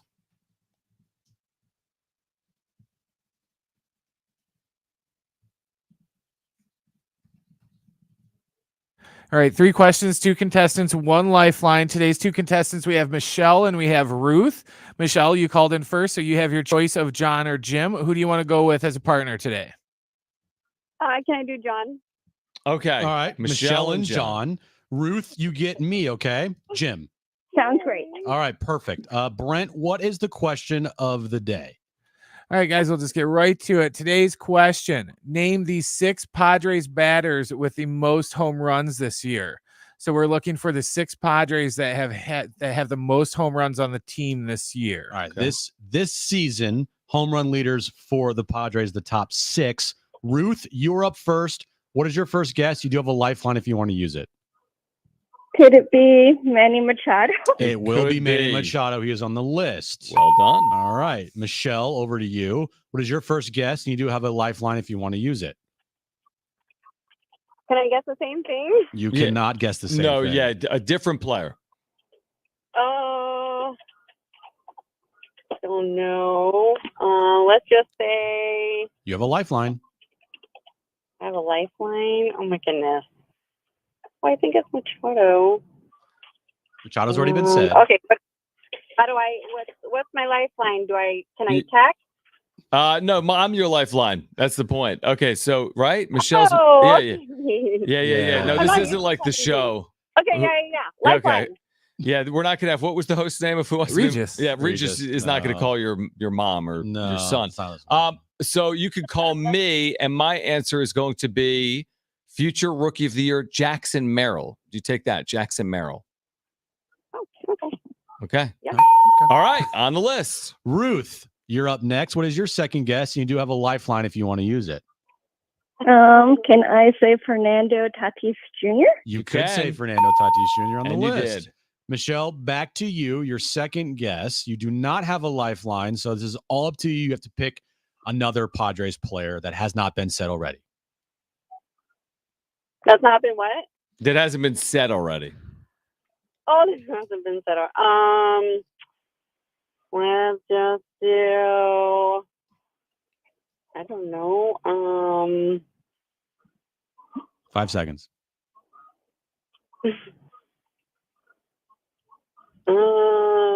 Just say Tatis Jr. Yeah, nope, we said one more chance. Think Padres. Okay, Merrill. Nope, already been said. Merrill. Okay, that's gonna be an X. That's it. All right. Back to you, Ruth. You could win it right here with the correct answer. What is your final guess? You do have a lifeline if you want to use it. I'm gonna say Jackson Merrill. No. We've already said Merrill. Said already. We've already said Merrill. You can use the lifeline. If you use the lifeline, you're gonna win. So I can't guarantee that. Okay, I'll use my lifeline. All right, your lifeline, Jerkson Profar. Congratulations. No, do you take that? Say that again. Do you take Jerkson Profar? Yes. Yes, she does. And for the win, incredible stuff here on Trainwreck Radio. We just name a player. Name anyone that's played a sports. I don't even. Jackson Merrill. Manny? You can only say these people once. Who else is on the list? All right, Manny's number 1, Merrill's 2, Jerkson Profar's 3, Jake Cronenworth, he's 4, Higgy. and then Higgy is 5, Higgy. and then Fernando Tatis Jr. What about where would Mike McCoy be on the list? He'd be the bottom because he has no home runs. What about Tyler Wade? He doesn't have a home run Is either. Darvish on the list? It's ridiculous. I'm just happy that they didn't say They're all pitcher. tied with their pitching staff. No, I mean, honestly, it started fine. We used a lifeline, and then we were naming the same names. Yeah, I'm just It's happening. glad There's a that reason no we call one it Trainwreck mentioned- Radio. And I'm glad no one said like Joe Musgrove or something. that was a historic episode of Trainwreck, though. What? It's a top 10. Well, not only that, No, but it's the first time we had 2 women yes. callers. Yes, as the first 2 women callers we've had. Circle the. I mean, great. This is a landmark day in the history of Jon and Jim. Landmark day. So the winner was Ruth. Congratulations, Ruth, because you are going to see Hosier, North Island Credit Union Amphitheater, Saturday, September 14th. For more information, go to Ticketmaster.com. We do have tickets to see John Party next hour, and we have tickets to see, is it Glass Animals or The Glass Animals? I've been saying Glass Animals, but we have tickets to see Glass Animals also next hour. Omar Ruiz, NFL Network, will join us coming up in about 5 or 6 minutes. Aaron Goldsmith from the NFL Network at 5, Aaron Goldsmith, voice of the Mariners at 5:15. Mark Ziegler at 5:30. Are you okay, Jim? I'm good. You're doing well? Are you okay? Yeah, I feel good about it. I mean, listen, anytime, that's the thing with the content. Anytime you do it, that's why I think we call it Trainwreck Radio. From day one, it's always been, there's always something. Always something.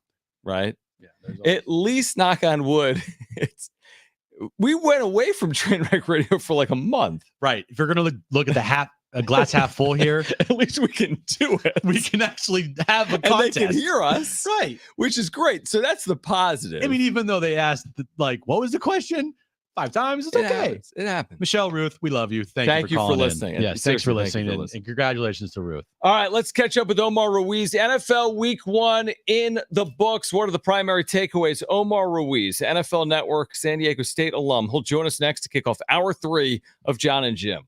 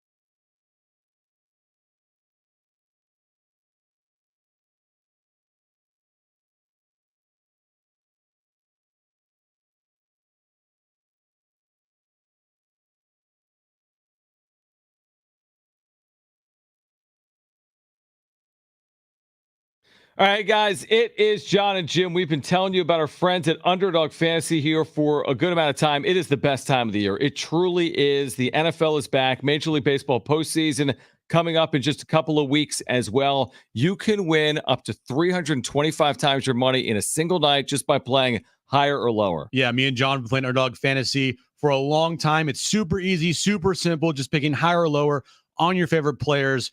Football is underway. Thursday night football, Saturday college, Sunday NFL, and of course the Padres that we play with all the time. Just download the Underdog Fantasy app right now. Dude, get a pick 'em in right now for higher than a half home run for Manny Machado. It could be a record-breaking night for Machado. Get that pick 'em in right now. Use the mobile app or go to UnderdogFantasy.com. Sign up with promo code Jon and Jim. JONANDJIM.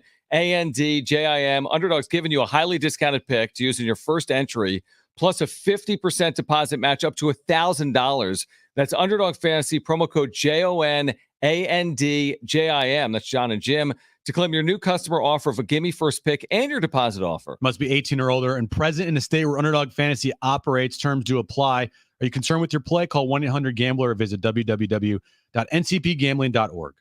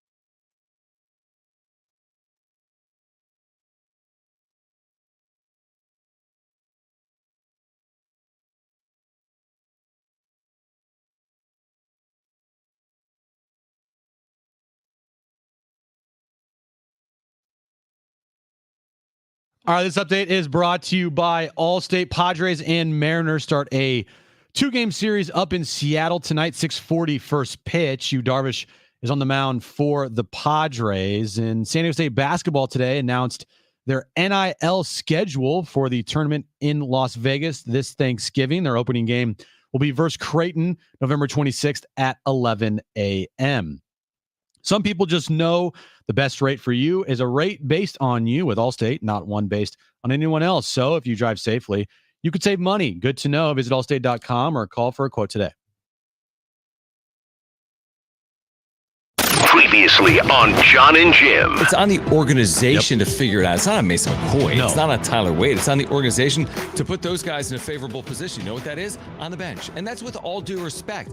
Fill a role as necessary, but when you're asked to do too much, this is the situation you sometimes get in. If you had the lineup with Solano out there, wherever he's going to play, it doesn't matter. He's a Swiss Army knife. You just got to have him in the lineup because offensively, you need him. Now it's time for Jon and Jim. All right, San Diego and Southern California, what's going on? It's hour 3 of Jon and Jim. Busy hour lined up. 3 great guests for you. Omar Ruiz, NFL Network to kick it off. San Diego State alum. Aaron Goldsmith, voice of the Mariners, and Mark Ziegler from the Union Tribune will join us this hour. And Aaron, Omar. It's a busy hour. It's been a busy, honestly, like 3 weeks, Omar. Ever since he knows I'm doing San Diego State John's football, head is mush. My head's everywhere now because I'm just doing too much. But you can relate to it. You were in San Francisco last night for this game, Sunday Night Football. Were you surprised at all? What are you looking at right now, Brent? Oh my God! Wait, who do we have? Oh my gosh!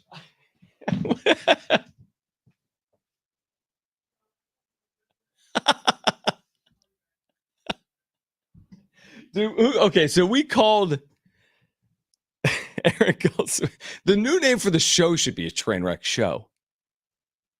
What just happened?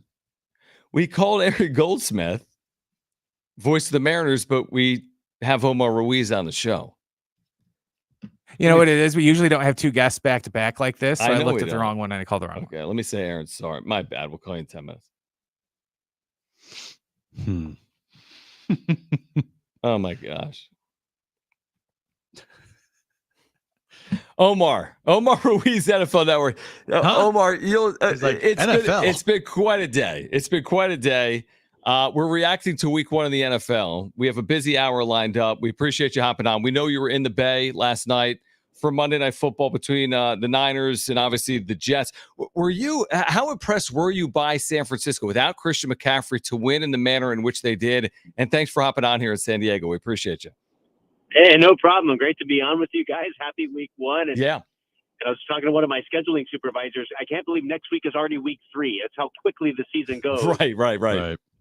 But you're right. I mean, San Francisco, even for me, somebody who is around them so much, obviously covered them throughout the playoffs the last couple of years, into the Super Bowl last year, somebody who is extremely familiar with them, I was quite surprised by that performance last night. Not that they won, not that they were able to overcome Christian McCaffrey's injury, but they were able to overcome all of it, the Super Bowl loss and the hangover that usually comes with to those that suffer that fate.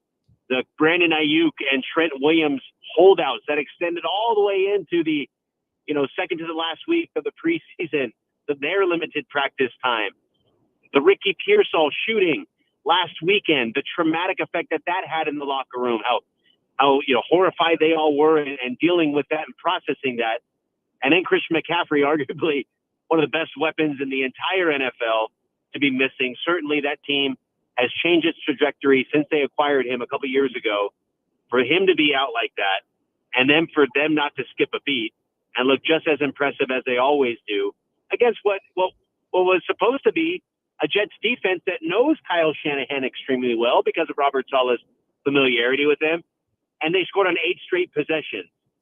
And for a team that had overcome so much adversity in the offseason, for them to start the season like that only bodes well for them in this 2024 season. And just in being around them, throughout OTAs, minicamp, training camp, I never got a sense that any of that stuff was a distraction. And I think we all think it's human nature for it to be a distraction. And at some point it has to take its toll. Well, it certainly didn't last night. And when they say it's not a distraction, I'm starting to believe them. What's the concern level for Christian McCaffrey's injury? I know that there's a lot of questions about, like, when was Jordan Mason told that he was going to start? And I know Christian McCaffrey talked on Friday, said he felt like he was going to be good to go. But what they're saying is that it popped up on Monday. They just did this for precautionary. How much concern is there for Christian McCaffrey going forward? Well, I think there should be legitimate concern because you look at Christian McCaffrey's history since he's been a Niner. In 2022, in the divisional round, he got hurt against the Cowboys, but still sucked it up and played against the Eagles in the NFC Championship game. And that was a game, if you guys remember, Brock Purdy got hurt. The backup Johnson gets hurt, and Christian McCaffrey they had to run the offense through him, and he still responded in a big way. And then last year he had that oblique injury he suffered against the Browns and was banged up for a while, but still sucked it up and played every game. Last year, obviously, he tweaks that calf in week 17. He rested like most of the team did in week 18. They had the bye to start the playoffs, but then, was Christian McCaffrey the entire postseason run, even though he was nursing that injury. So in other words, he always plays as a 49er. He kind of sucks it up and goes. And for him to not play was especially concerning, considering how surprising it was.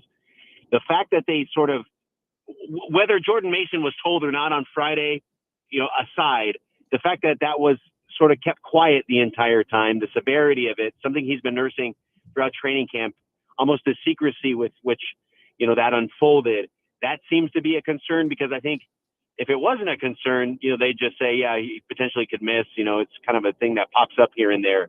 But the fact that it was withheld like that, although Kyle Shanahan says, it's something that kind of flares up here and there, it is getting better. So maybe it's flaring up more infrequently now. And that is a valid explanation for how this all unfolded throughout the weekend. But just given Christian McCaffrey's toughness, how he always wants to play, he works year round to make sure that he is able to be tip-top form. For him to not play, I thought that was a concern going forward here. Omar Ruiz, NFL Network, San Diego State alum, with us right now. San Diego Sports 760 and Jon and Jim. Speaking of concern, what's it look like for the Jets based on their performance, the way Aaron Rodgers performed? Of course, there's going to be rust. I mean, he didn't play for a year, but like, what's your level of concern for them moving forward in general based on what you saw? Well, I would have concern with the defense. I think, the defense is something that we all counted on as potentially being one of the best, if not the best, in the entire NFL, given that for all of the drama and headache and inconsistency that they got last year offensively, whether it was Zach Wilson or any number of the other guys that played, they still were able to win 7 games because that defense played at an elite level. So you figure that coming into this season, now that they have the confidence of Aaron Rodgers and Garrett Wilson and Breece Hall and the rest of that crew, that defense will be able to hold its own and then some. But for them to sort of get gashed for 180 yards on the ground and more than 400 yards of offense without, like we talked about, Christian McCaffrey there, that's especially concerning. I think the offense will get it together. They only had 40-something plays because the 49ers won time of possession like 38-21, or along those lines. So, they didn't really get too many opportunities to form a rhythm. But I think from what we did see Aaron Rodgers move out of the pocket, avoid the pass rush, make some money throws. The touchdown to Lazard was quintessential Aaron Rodgers. So we saw the special connection that could be with him and Garrett Wilson. So I think there's not much concern offensively, but when you talk about a team getting beat up on the ground like that, that's a lot of that is just toughness and will. And so for that to unfold, they're going to have to sort of, gut check time for the Jets defense in the run game. Omar, of these 3 players that I'm about to name off, who had the worst weekend in your opinion? Daniel Jones, Deshaun Watson, or Bryce Young? Oh my goodness! That's a murderer's row of inefficiency. Yeah. I would say. I would say probably Bryce Young, in that Daniel Jones and Deshaun Watson, they've been paid already. So no matter what happens with them, they are financially secure for the rest of their lives.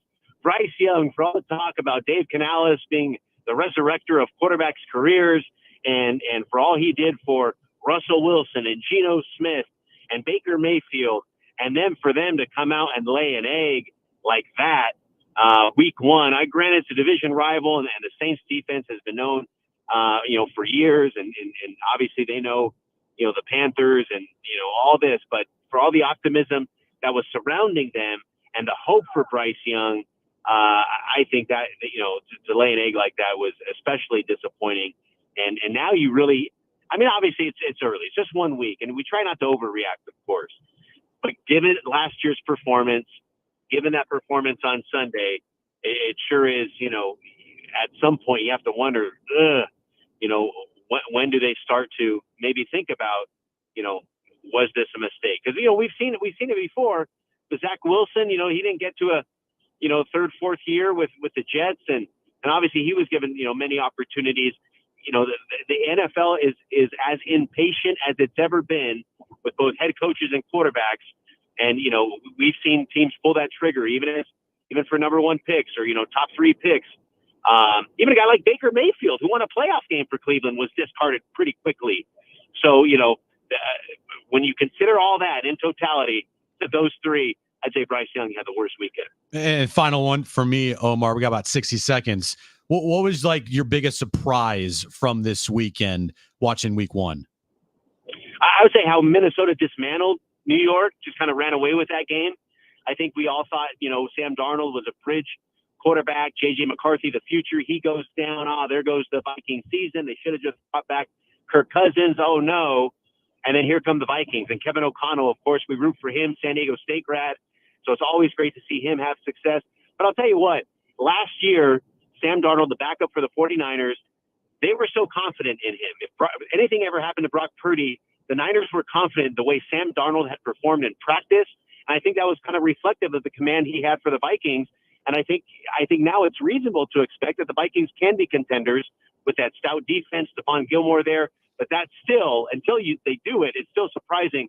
But good on Kevin McConnell, making us proud as Aztec alum. No doubt about it. Omar, wish we had more time. We kind of have a busy hour. I hope we can do it again throughout the course of the NFL season. We appreciate you hopping on here in San Diego with a lot of Aztec listeners right now as well. So thanks for doing it. Let's do it again soon, and happy NFL season again as well.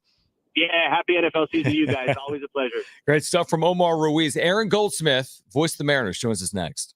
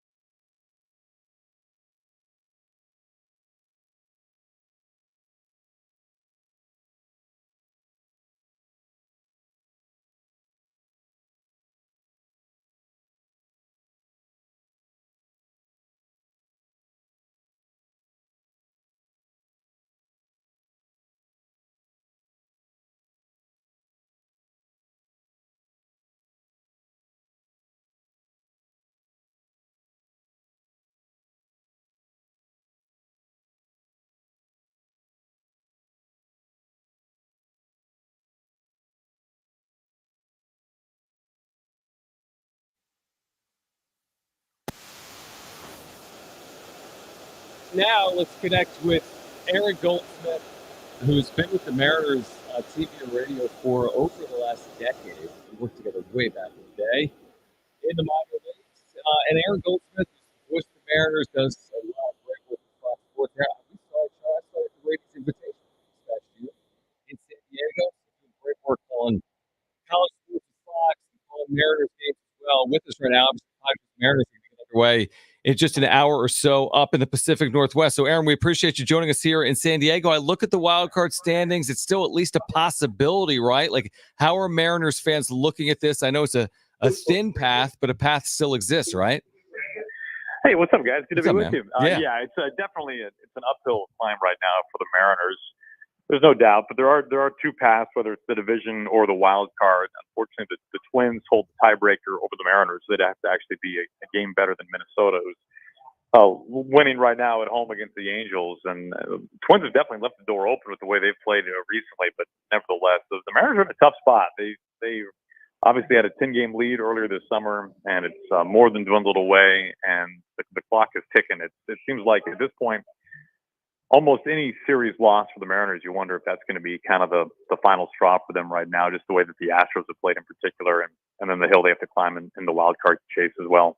In this series particular, Aaron, the Mariners have thrown out some pretty good pitchers here with Kirby and Wu. How have they done lately, and how do you see them, matching up here against the Padres, who have been playing really good baseball in the second half, and obviously with the lineup that they have in the Rookie of the Year with Jackson Merrill? It is funny, you mentioned the Mariners having a couple of good pitchers going in the series, and we kind of joked about this after maybe April or May even, where we would take this series, for example, with the pitchers that the Padres are throwing out there to counter, and we find ourselves saying, man, it's a really good pitching matchup. And just the truth of the matter is the way that the Mariners have pitched this year, primarily their starting pitching, it's always a good pitching matchup. If there's just anybody that's slightly above average on the other side, because the Mariners have been, if not for their rotation, I wonder how many games under 500 they would be right now. It's been the best rotation in baseball. It has until now been so healthy. Unfortunately, Luis Castillo has got on the injured list for the Mariners, or is going there. But they lead in quality starts. They pitch deep into every game. It's been remarkable what the Mariners have been able to do in terms of developing starting pitching in particular. And Kirby has this incredible combination of stuff and command. It's up to 99 on a really good day, but he sits probably more 94 to 96 with just remarkable command. And so when he's on, it can be a really tough day for the opposing team. The thing I would watch for, and I always watch for with Kirby, and it would be true for the Padres tonight as well, is he lives in the strike zone so much. And he does throw a lot of quality strikes on the edges, but he just throws practically more strikes than any other pitcher in baseball. And because of that, teams are often very aggressive against them. And sometimes that can play in his favor, because he can get some really quick outs and have some very fast innings. But unfortunately, if the ball does not bounce his way, and if they do end up getting more a piece of it than not, then he can end up giving up some hits. And that's just kind of the game that he plays, because he lives in the strike zone.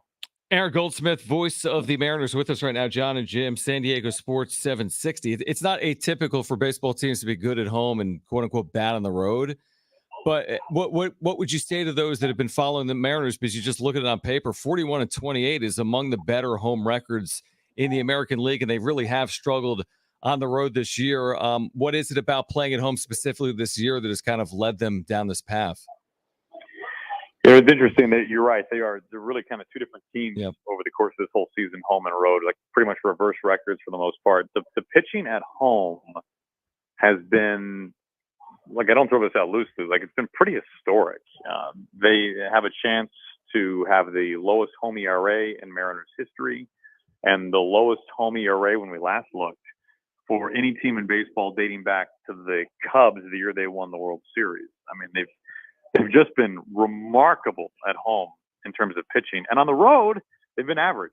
Truthfully, they've been roughly middle of the pack, just when looking at ERA in particular, with what they've done on the mound. Now, in terms of their offense has been marginally better, I would say, on the road, but not impactfully better. Certainly not better to make up for the regression of the pitching. So when they've been at home, the pitching has just been remarkable, and it has carried them to this amazing home record by and large. Julio Rodriguez has had a down year just looking at the numbers, but recently he's been pretty decent, kind of heating up here. What have you made of his season overall? Well, it's been a very disappointing year. I think Julio would be the first to say that. He was an All-Star his first 2 years, award winner, 2020, 30, and he won't reach either of those marks realistically this year. A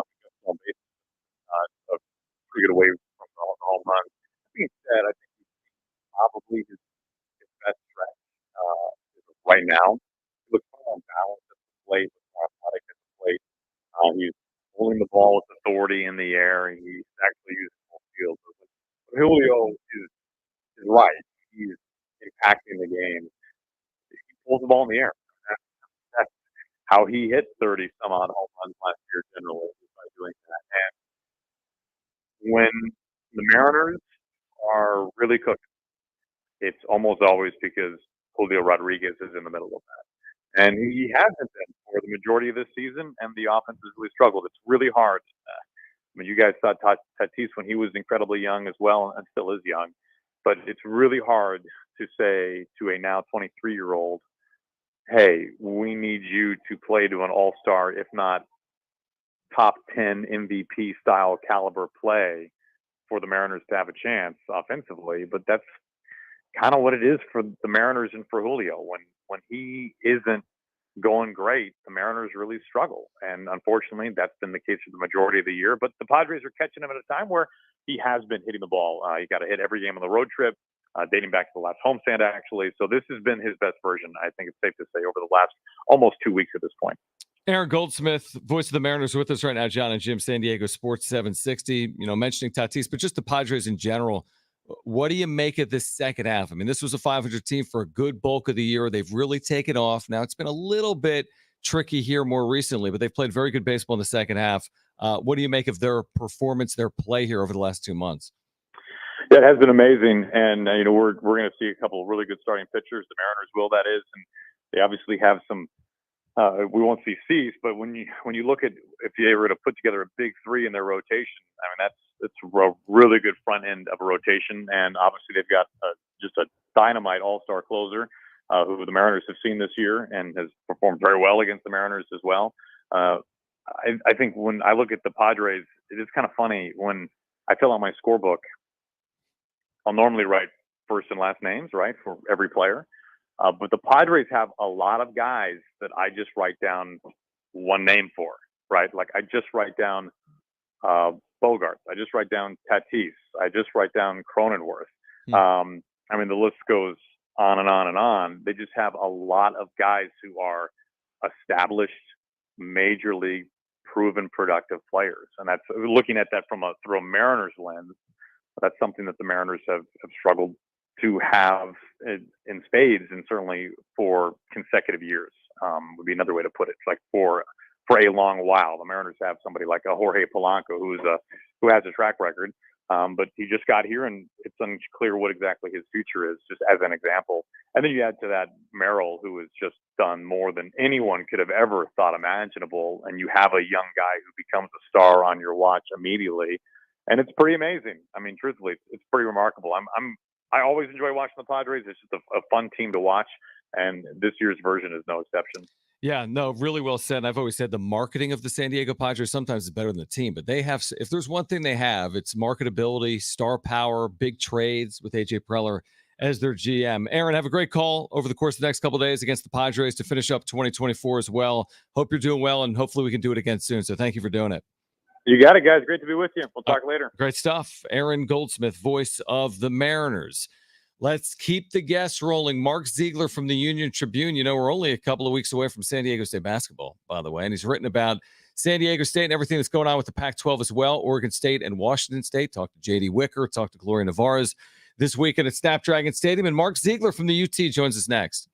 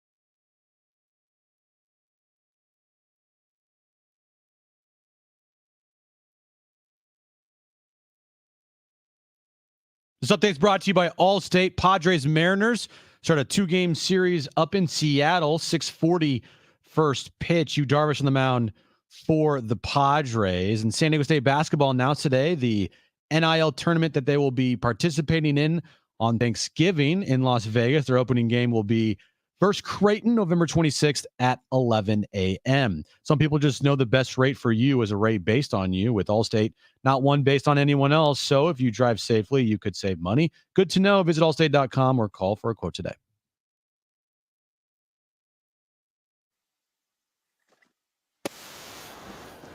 All right, Jim's back page is ahead. We still have a giveaway or two for you, so be listening. Mark Ziegler from the UT back with us right now on Jon and Jim. He was at Snapdragon this weekend. He has written today in the UT about Oregon State, Washington State, their future, how it may impact San Diego State and or the Mount West. He's back with us here on Jon and Jim. So, Mark, good seeing you earlier, and thanks for hopping in. And this is a simple question with a non-simple answer is my guess. What's most likely, in your opinion, the Pac-12 schools, San Diego State and the Mountain West, what's most likely in the months ahead? Yeah, it's not a simple question. Yep. You know, I think nothing's going to happen with the Mountain West for a little while here. And sort of the moment of truth is going to be this spring. Oregon State and Washington State obviously have a 2-year waiver to find an 8-team conference or to make the Pac-12 into an 8-team conference at least, to sort of retain NCAA certification. And I think, you know, they have to do it by this spring because if teams are going to play or schools are going to play exit fees, they got to pay them in June and July. And so they kind of have to know what they're doing. But right now, I think, as things are now, and they could change tomorrow, they could change in 20 minutes. I kind of think the Mountain West is going to be the Mountain West, you know, in 2 years. And I think the Oregon State and Washington State will probably be independent and still looking for a conference. With San Diego State basketball announcing the NIL schedule today, and they just recently also announced their conference schedule. What do you make of their balanced conference schedule and so far what they have here with the NIL tournament in Las Vegas during Thanksgiving? Well, what you see, so obviously they're playing a 20-game conference schedule versus 18. And I, you know, it doesn't seem like it's that much, right? Just 2 more games. Okay. It's not that big of a deal, but it takes 2 games out of your non-conference schedule, which is, you know, like almost 20%. And what it does is it compacts everything. And so what you're going to see in the non-conference schedule, we still don't know the full non-conference schedule, but we know that sort of the big hitters is they're probably going to play Gonzaga, you know, in the first week or second week of the season. And then a week later, they're going to go to Vegas and they're going to play 3 ranked teams. So you're going to play 4 ranked teams in the first probably 2.5 weeks of the season, 3 weeks of the season. And for a young team, you know, if they had their, you know, their druthers, their ability to sort of spread things out and you know, intersperse more, you know, buy games, easier games you can work on stuff, that makes it a little bit easier. But when you got to play them all back to back to back, it's really, really hard. And so what I think is going to happen is you're going to have a young team playing a lot of tough games early, and that's really going to be hard. I mean, I think expectations should be tempered, at least in the first part of that season. And that's what happens when you have, you know, a balanced schedule, but it's 20 games and you just don't have the flexibility in the non-conference.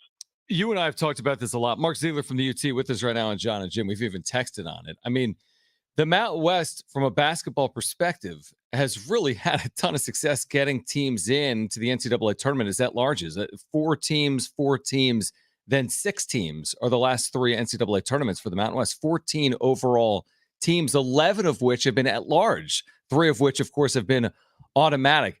Do you believe sheerly on changing the conference schedule from 18 to 20, that alone takes away at large opportunities for the league?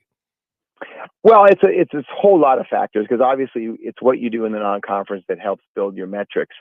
And yeah, I certainly think it's going to, teams aren't going to play as tough a non-conference schedule just because they don't have as many games, and for the reasons I just outlined of just trying to fit all those games in.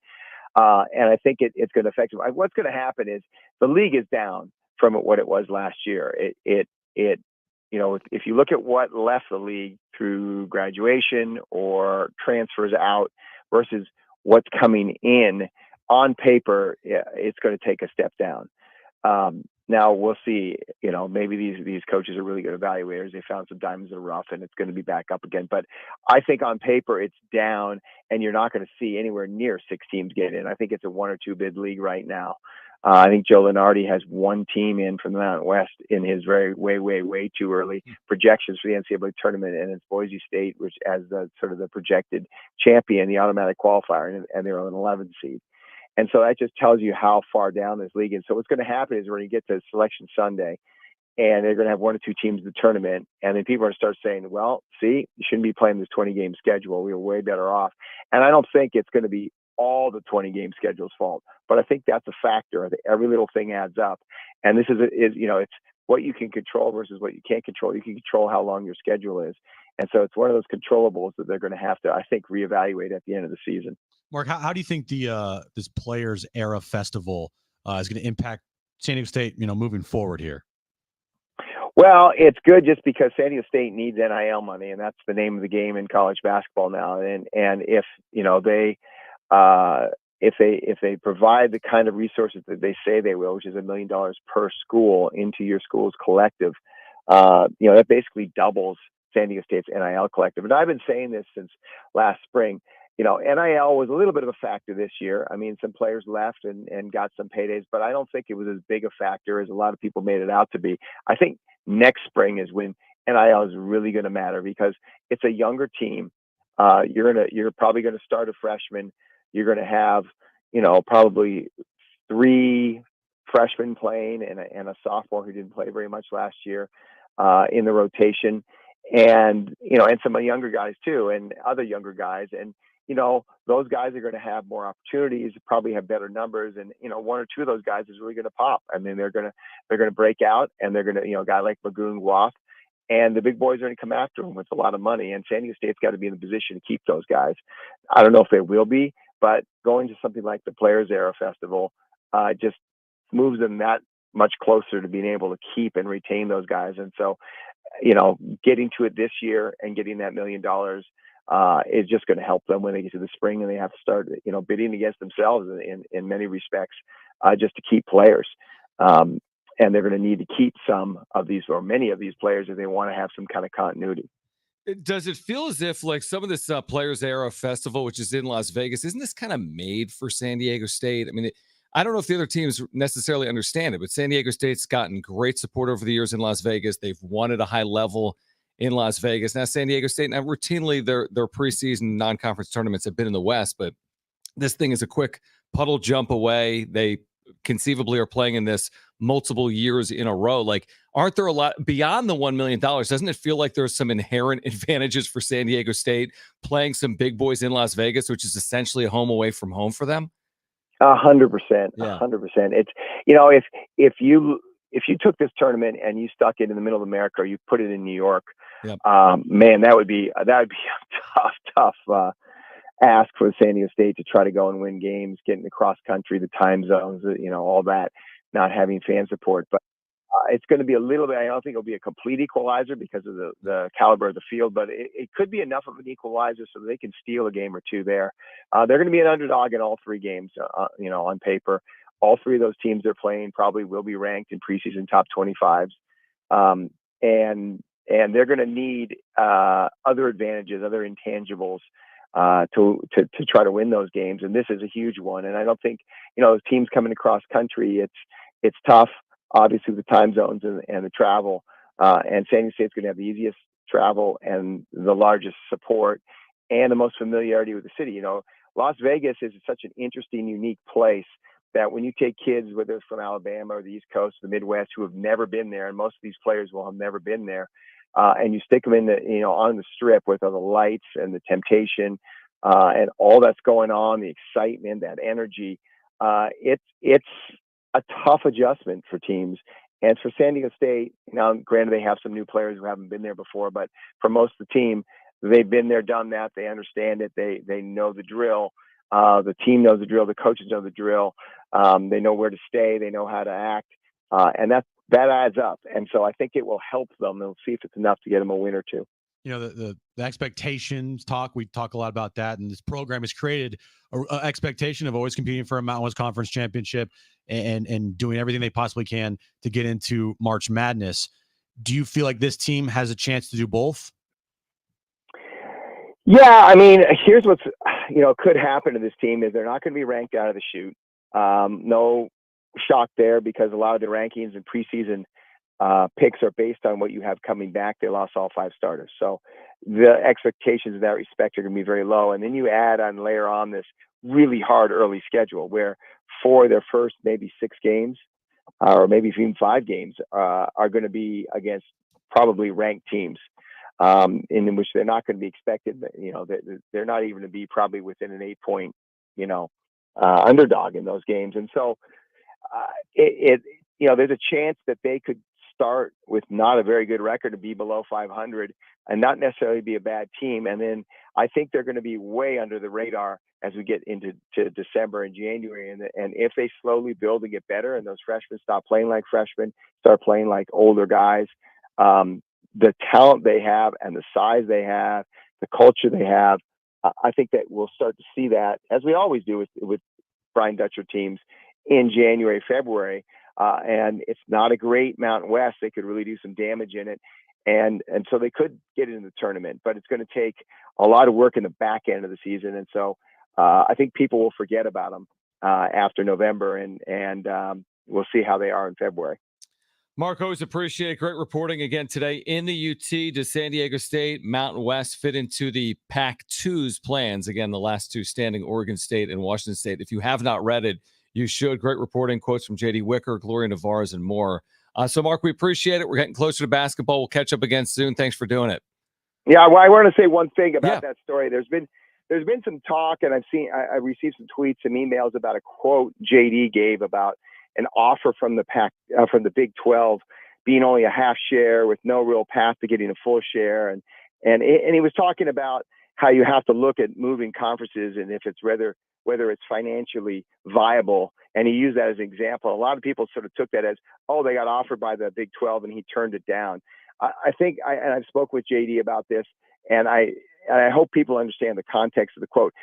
They weren't ever officially offered. There was talks and there was discussions. And at the time, that's what the Big 12 was offering. It was not a very good offer. At the same time, the Pac-12 was offering in discussions, never a formal offer, but in discussions, a much easier path to a full share. And obviously the geography worked better in the Pac-12. So that's why San Diego State was leaning that way. Then, of course, the whole thing fell apart. I'm not even sure that offer from the Big 12 would have materialized because it probably would have been contingent on the 4 schools from the Pac-12 that ultimately joined them not coming to the Big 12. And so I think once they came, I think any kind of discussions with San Diego State fizzled out. So I just want to clear that up. I know a lot of people have kind of said, well, why didn't they take that offer? We should be in the Big 12, even at a half share. And they need to understand the context of it and why he was saying that. So I just want to clear that up. Well, I'm glad you did, because the context and the insight, like you said, if you had a full share offer from the Pac-12, assuming it didn't dissolve at X million, that was 2 times the amount of the Big 12, that's a complete no-brainer. If you get a full share of the Pac-12 or a half share elsewhere, of course you're pursuing the Pac-12. Nobody really knew what would transpire, obviously, over the course of the last year plus. Mark, thank you. Let's do it again soon, and great reporting. All right, my pleasure. Talk to you. Great stuff. Mark Ziegler, we can react to that, plus Jim's back page next.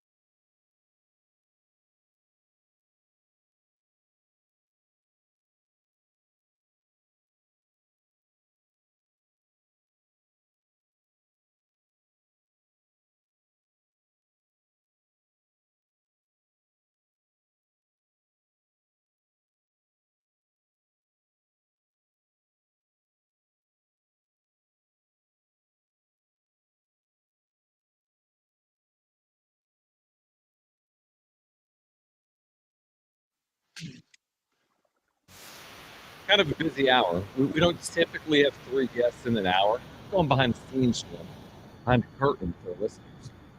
Because that's a lot. Normally we would do like 4 o'clock guests, 5 o'clock guests, 3:30, 5, 5:15, 5:30. A little aggressive, but I think it worked out. In the end, It worked out great. Yeah, it worked out very well. Yeah, it's like bang, bang, bang. That's exactly plenty of time for everybody. Plenty of time and good insight. Talked Mariners, Padres, talked Aztecs, talked NFL Week 1. Pretty good hour. We'll see if you can cap it off. A lot riding on this. Let's get to it. A lot riding on it.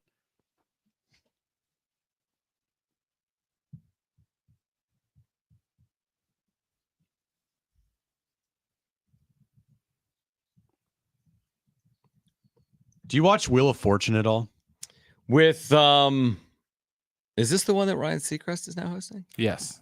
Yeah, I do. Absolutely. The Ryan Seacrest era is underway for Wheel of Fortune. So if you are a big Wheel of Fortune fan, okay, Ryan Seacrest has started as the host of Wheel of Fortune. His first day being this week or tonight. Now, is Vanna still there, or didn't she say she was going to leave too because she didn't mesh with Seacrest? No clue. So this was yesterday from the CEOs. Started last night. Okay. And the era of Ryan Seacrest for Wheel of Fortune is underway. Well, how about this? Tonight's prize, it has the prize puzzle round. It's a trip to the 2024 iHeartRadio Music Festival. Is tonight's prize. So that's on a Wheel of Fortune coincidence. Night 2 for Ryan Not. Seacrest. Yeah, who of course has done work for years, great work for years for iHeartRadio. Mm-hmm. Yeah. So there you go. Wheel of Fortune. I like that. Ryan. I feel like it's a good fit. Don't you? Ryan Seacrest can do anything. I mean, yeah. Way to parlay a career from what's that? Use your words. No, I'm trying to think of the name of the stupid show that he was American Idol. Jeez. American Idol. You're going to say America's Got Talent. No, American Idol. And now he's just everywhere. He does but he was massive on the radio way before American Idol. But I mean, nobody knew who he was. And then he took over Dick Clark Productions. Right. Nobody took knew over all the nationally. Dick Clark But he things. was doing LA for forever, right? Or he was successful on the radio in LA. What else you have? Anyway, coming to Target, John, Texas Roadhouse is bringing their mini rolls with cinnamon butter to Walmart.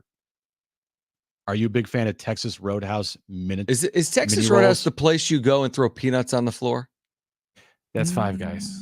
No, that too. But I think Texas Roadhouse had that back in the day. They'd have buckets of peanuts that you could eat. Brian, can you look that up? Well, I mean, tell me right now, mini rolls with a cinnamon butter, I'm in. Of course. Texas Roadhouse being as iconic as it is, dude, sign me up. Hold on. Is Texas Roadhouse iconic? Texas Roadhouse is kind of iconic. Yes, they do throw peanut shells on the floor. In what regard is Texas Roadhouse iconic? Just the name alone and branding. And I think that you just talked about peanuts on the floor. Peanuts on the floor. I mean, I never knew that, but Texas toast. Texas toast. I mean, all right. Yeah, the mini rolls with the cinnamon honey glaze will be in Walmart coming soon. So is Olive Garden iconic? I think it West is. Coast. West Coast Olive Garden is iconic? On the West Coast. Right? No, it's big in the Midwest too. Oh, they have it in the Midwest? What? I didn't know that. Yeah, it's a chain. They have them everywhere. McDonald's, yeah, it's iconic in the West Coast. It's Olive Garden's everywhere.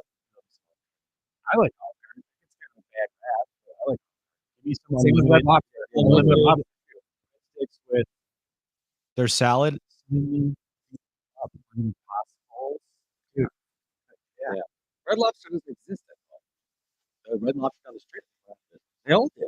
Not all of them. Okay. So just select one. Flavor Flav is still ordering everything on the menu to try and save money. And finally, the site Vanzo. I don't know if I'm saying that. Vanzo. Correctly. Vanzo. What's the spelling? Vanzo. Makes sense. Yeah. In collaboration with Warner Brothers, they are coming out with a brand new refillable fragrant tablet for your car to put on your dashboard. Mm-hmm. The catch is it's the 1989 Batmobile.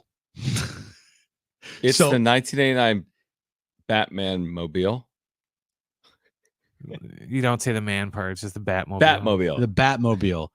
the official 1989 Batmobile car air freshener.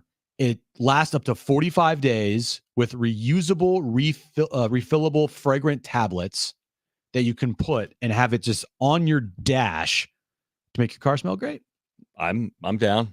I do like the car freshener smells. Do you? Like, I like having the options like vanilla or. I love going to Soapy Joe's. Yeah, and then you get like, the give car me 3 of freshener. those. Yeah, I love the car freshener. I'm with you. Yep. You put it underneath like your car seat? No, or do you hang it? Okay, yeah. I like them. Yeah.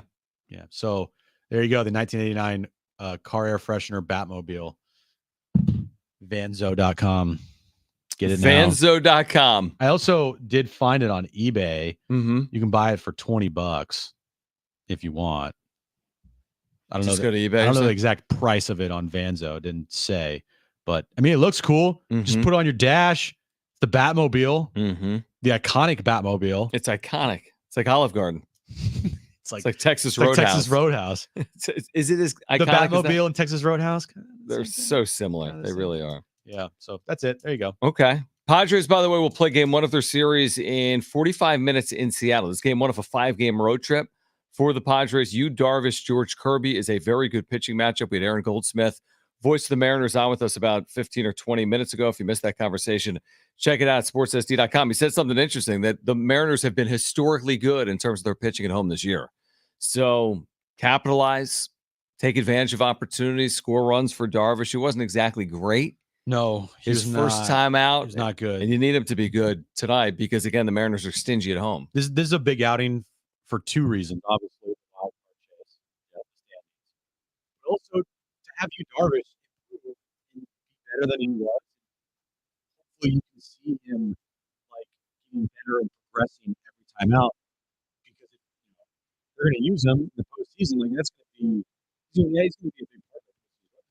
I think it's a big game for the Padres. They really do. They've lost 2 straight. They're starting a road trip. I think it's important. Let's see if they can win it. We'll have a wrap-up show for tonight on YouTube. Find us there. Padres wrap-up show. If you missed anything today, sportssd.com, iHeartRadio app, iTunes, TuneIn Radio, or Spotify. You can find us on social at Jon Jim, JONANDJIM. We're back tomorrow at 3 p.m. For Brett and Jim, I'm John. Even here at San Diego Sports 760. Don't say it. Ciao. Ciao.